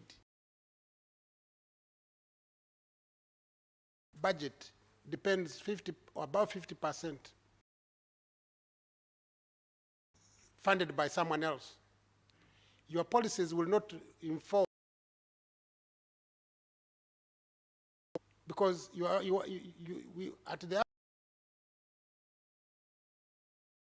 we met in Algiers and pushed the African ministers responsible for finance % of the national GDP towards bring technology or whatever, but at least help in putting together incubation centers. Go in, innovate. You go to Russia, I was in Moscow in 2015, they have a village of where young people on the street in industrialization, technology transformation. But we don't have them on the continent, and they have to be funded, and they are not cheap. But when you are not depending, even if it is at your home level, if you are depending on your neighbor financing you, I'm not sure whether you'll be safe with your own husband or wife. So we have a challenge here, because that. So unfortunately, we have at the continental level, we have the Abuja Treaty, we have Lagos Plan of Action, we have now targets. One of them, which was in the question, was not achieved, silencing the guns, with a target by 2020. Guns are in the resource corridors. They are where there are minerals, where there are most guns, apart from probably the one which is West Africa, whatever, is because they are. You can't overcome that. However, apart from that, the target that the Agenda 23 is, we are supposed to set up a Federation of African States by 2063 to be, it was actually based on a letter that was Madame Dlamini Zuma writing to His Excellency Kwame Nkrumah, telling him that in 2063, 100 years after you founded Africa is, that our children, you can Google that letter, made in Africa, that they are putting on watches and we are traveling in train of African nature. And this is where everybody wants to go. But how do we go there when actually our education is focusing on young people who are not looking to being a lawyer, being, you know, how do I finish this degree? And on top of that, our education system is expensive because we have adopted policies for cost sharing in education where, you know, a child, you know, investment in education is very little in Africa because the private sector is not there to reward. So everybody learns to go where am I going to earn more money, maybe US. So there is no invention. And at the continental level of state, the moment they go back, they act sovereign. They look inwards. They are looking at, where. So you go back to the world. We will not give you money for technology. We'll give you workshops, meetings, paying experts, computer-aided design center for young people to go in and learn how and produce. Maybe buy classrooms, chalk. I mean, we can't develop like that. So that's why. So there is a mindset difference, and from bottom up, but ultimately, abundantly, every country now. The U.S. has even Donald Trump put up minerals are the minerals of the future, the green minerals, because everybody is going away from oil and fossil fuels. They are going to greener to get these minerals from Africa, but Africa feed into electronic cars, into wherever, into robotic. Every robot will have a chip. DRC and so forth. Able to look at, okay, let's just go and put this, that is for, it is funded, someone says the fund the inventions, go to Africa. Yep.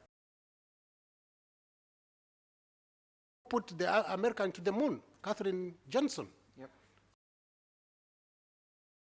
Hidden Figures. Yep. It's real. It was not. It's based on true story. If there was no women who were actually mathematicians, America wouldn't have been on the moon. And these were. How can we say? Actually, now it is. Vaccine was actually invented. Was from a slave. How do we not say that we can actually acquire this, our indigenous knowledge,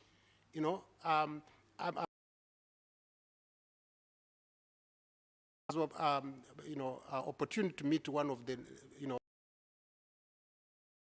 the Nobel Prize winner. And I went to Texas.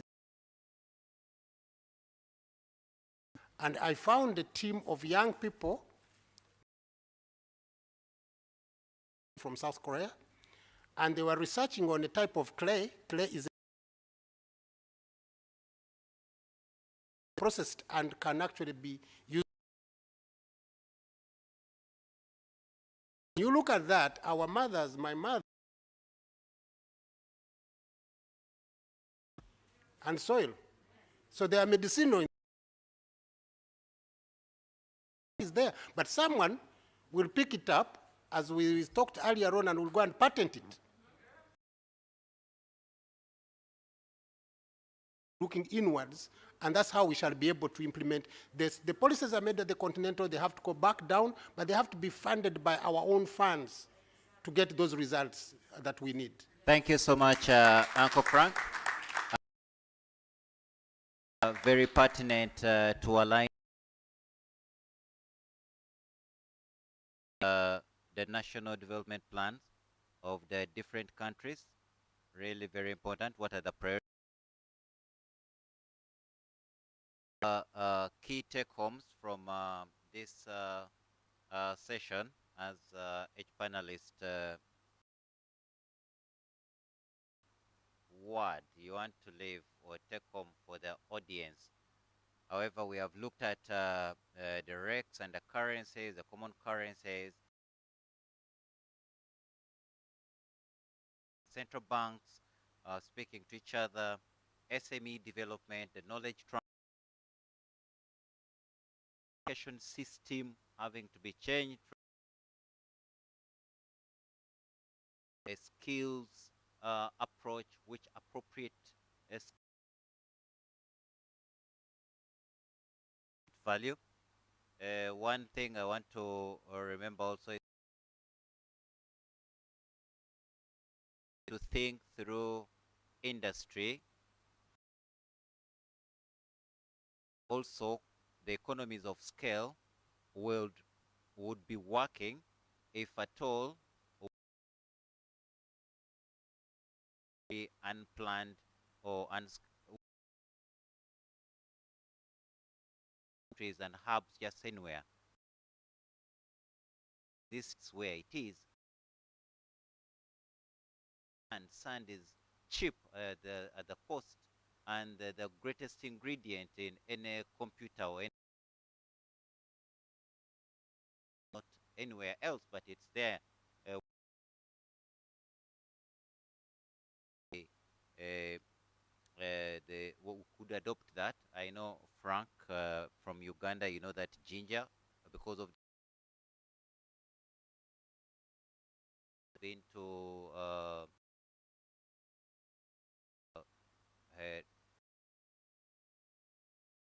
better at Hergeisha. There's a lot there. And Sabine, if you're still with us, should Africa credit the health of the relationship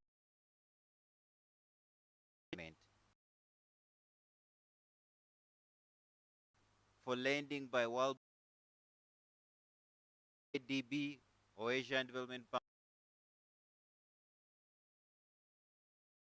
and environment? Sabine?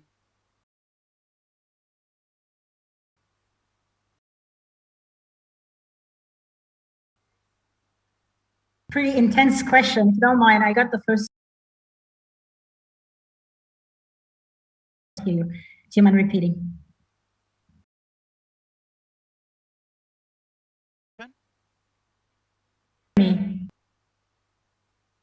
Okay, here is the question once again. Should Africa develop and adopt its own credit rating system?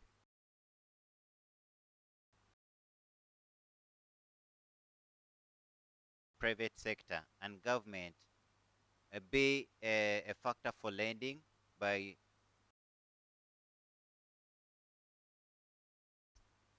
in light of gender and environment? Sabine. Thank you very much, Henry. Regarding the first part of the question, already started and they have their ability. Most of the countries, these credit rating systems or microfinance customers, 20% of banked population and most of the largest number of have any rating system in our countries. So I feel like methods of credit rating payment infrastructures that are coming up that gives also proxies of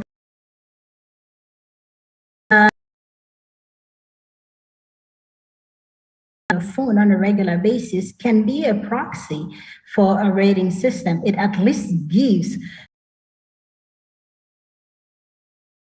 how much the average income you put in telecommunication. You to mobile money transaction systems. In some countries, digital financial service providers are offering credit. So the history integrated into credit rating system. And because the more information not necessarily banked, the more data we invest also into data analytics, and we build open systems so they and the digital sector to do analytics and to reuse these alternative scoring mechanism as a proxy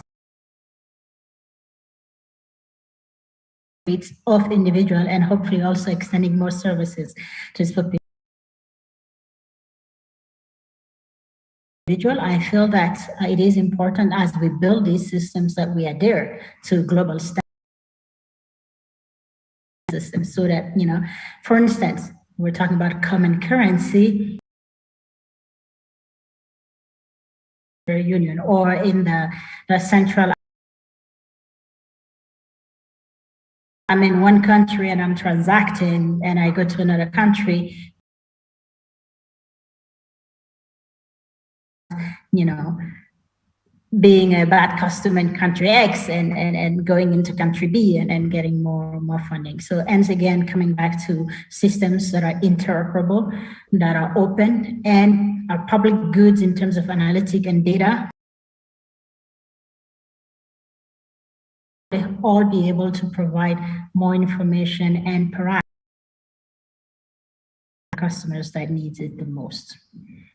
Now, whether the quality of the private sector should be taken into, it's a big question. Building enabling environment for the private sector to thrive, and that measures, for instance, as you know, a way to compare different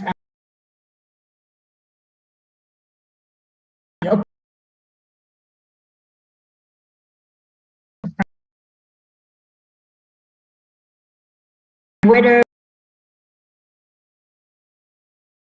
metrics that are can be leveraged.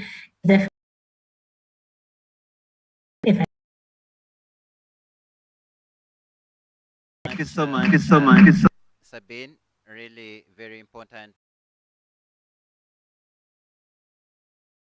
from the question, should Africa really develop and adopt its own credit rating system?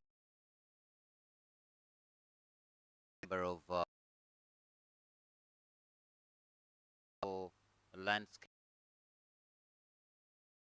and the private sector striking a balance, but also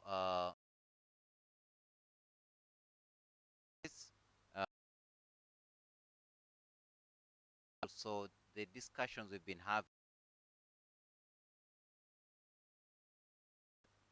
in my role as the chairperson at the Central Bank of Uganda of the National Financial Services,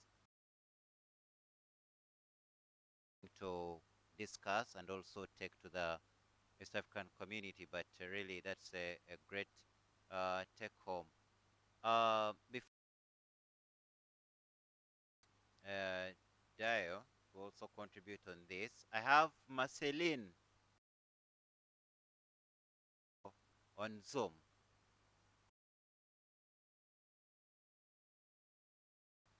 Thereafter, Mika Tuvelo, you have 2 minutes. We're running out of time. Can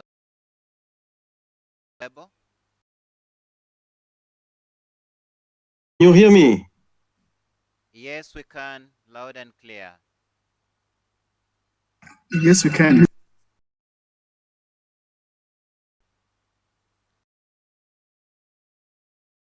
Please go ahead. Please go ahead.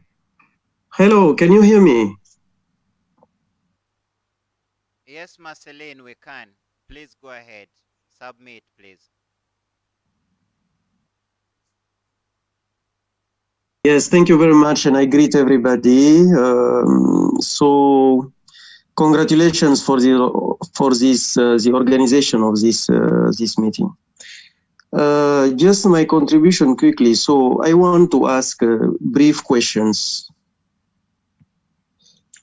I want to ask very brief questions. So, first of all, I am Marcelin Dabo, an African from Senegal.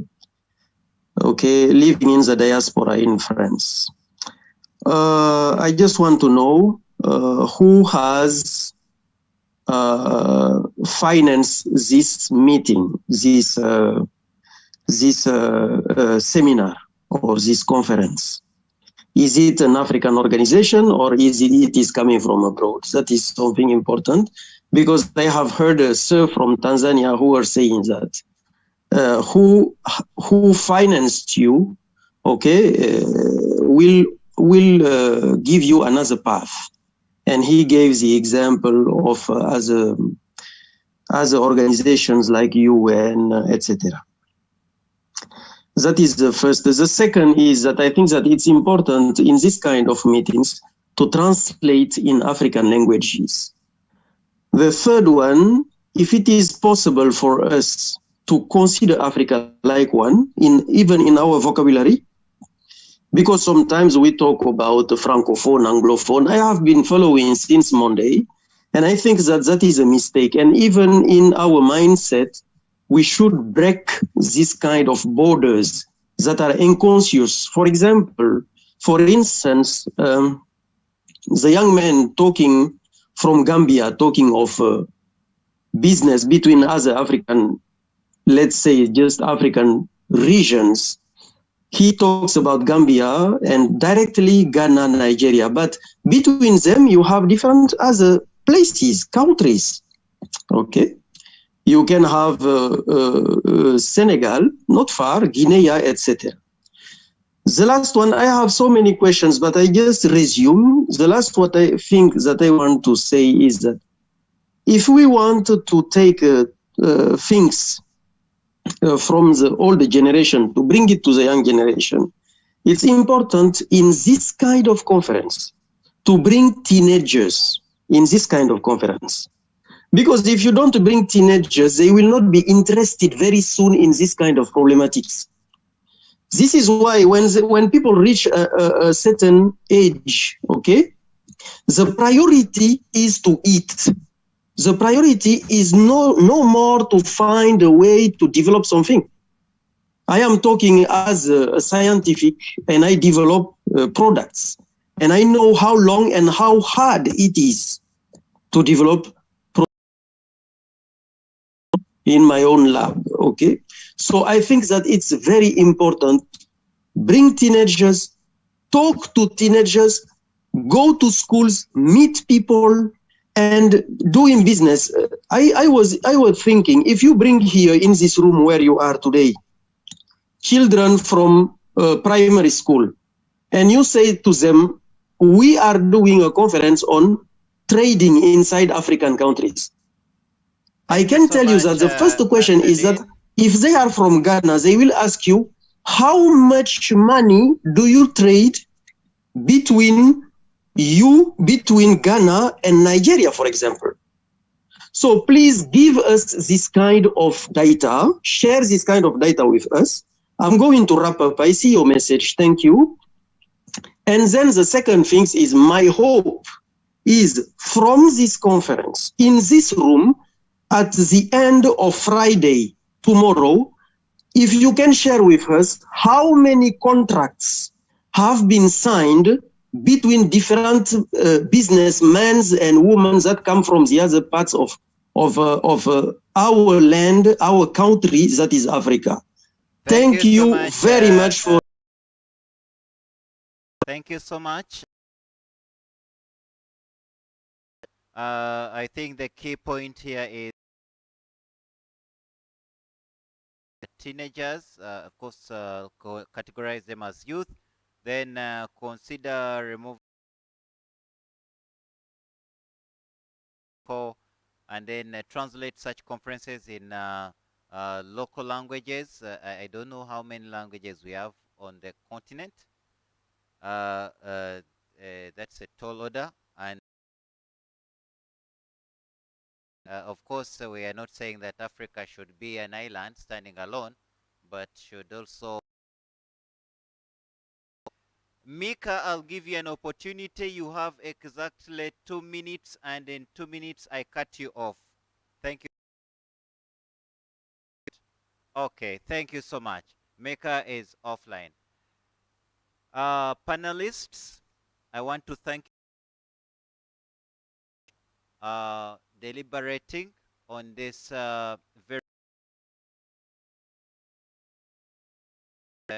also those both virtually and the ones here physically, a lot of take homes.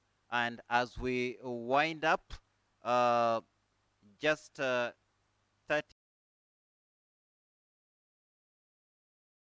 audience, Honorable Minister, one take home.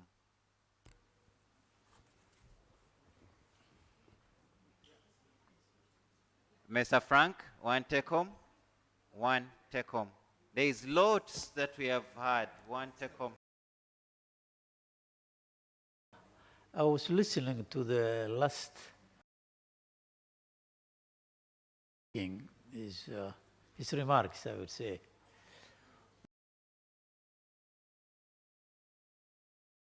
On its way, not with the former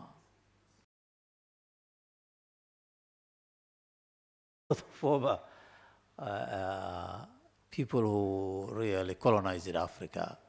I really personally object what's called Francophone, Anglophone, Arabophone. We are suffering. Thank you so much. I see that we should have a single organization that we should strengthen the African Anglophone, Somalophone, whatever. So, Mr. Frank? Much. Actually, African Union recognizes Swahili as one of its languages, and it hasn't been operationalized. I think we need to push to have it as the first language, because right now, African Union level is English. So if we have the recognized language as an African, of course, other people will be not able to listen Swahili. We'll still have to do that interpretation. I think that would be important. But my take home here is that whatever we are discussing, whether it's on investment, change of technology and everything, is first change the mindset of the African people. Change. I think that the contribution from the gentleman who has just concluded, going back to schools and so forth, you'd be surprised. We all talk about CFTA, African Union. You go to primary schools, secondary schools, high schools, nobody knows about Africa. Or with changing the mindset of our young people, the future leaders who will be able to get us. Thank you. Unlearn. Come up with homegrown solutions. Dio, 30 seconds. Thank you. PQ from Uncle Frank, as he has been tagged. That the mental needs to happen at different level, but know that after is going to work. If we put in sustainability in, will have no choice. It's not worked.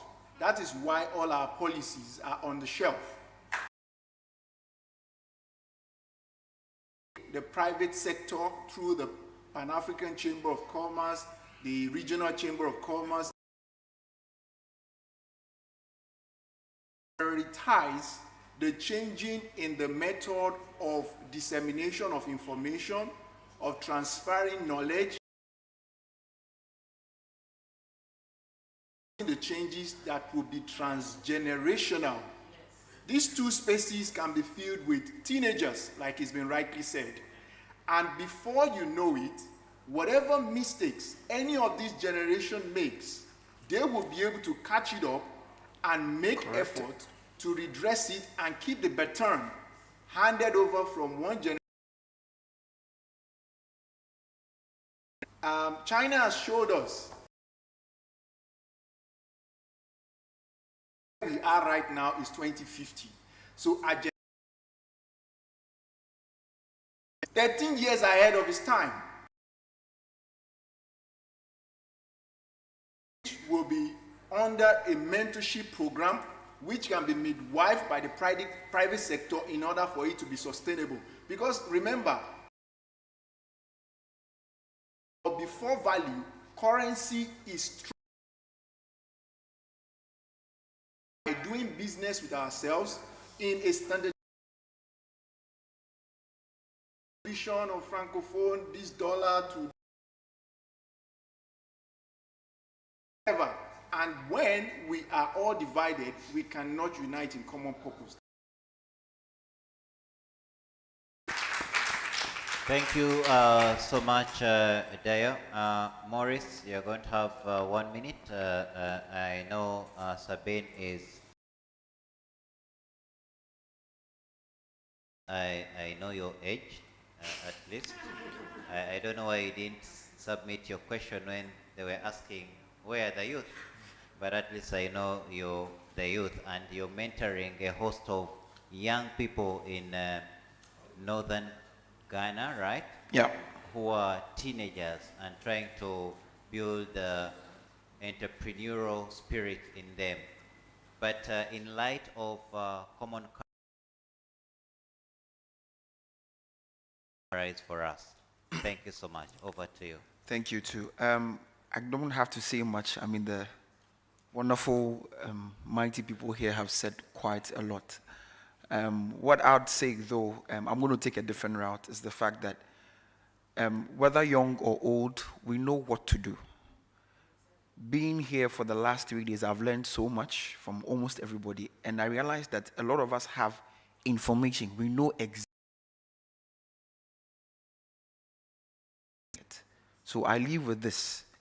We do what we have to do now in order for us to do what we want to do tomorrow. So if you know what you have to do, I want to charge everyone, including every young person in this room, let's do it.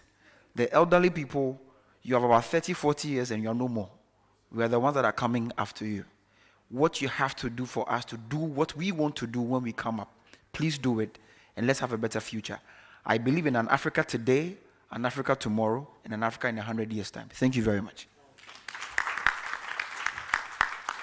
Ladies and gentlemen, we have come to the conclusion of this very captivating session.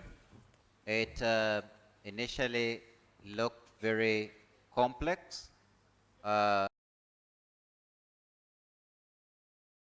Mystify it and simplify it, contextualize it. I really would appreciate if we had a standing ovation for my fans here. Thank you so much.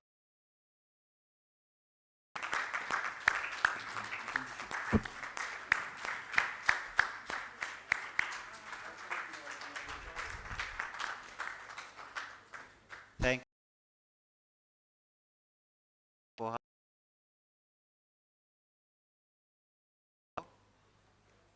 thank you. Sembo, I guess I'll clap for myself.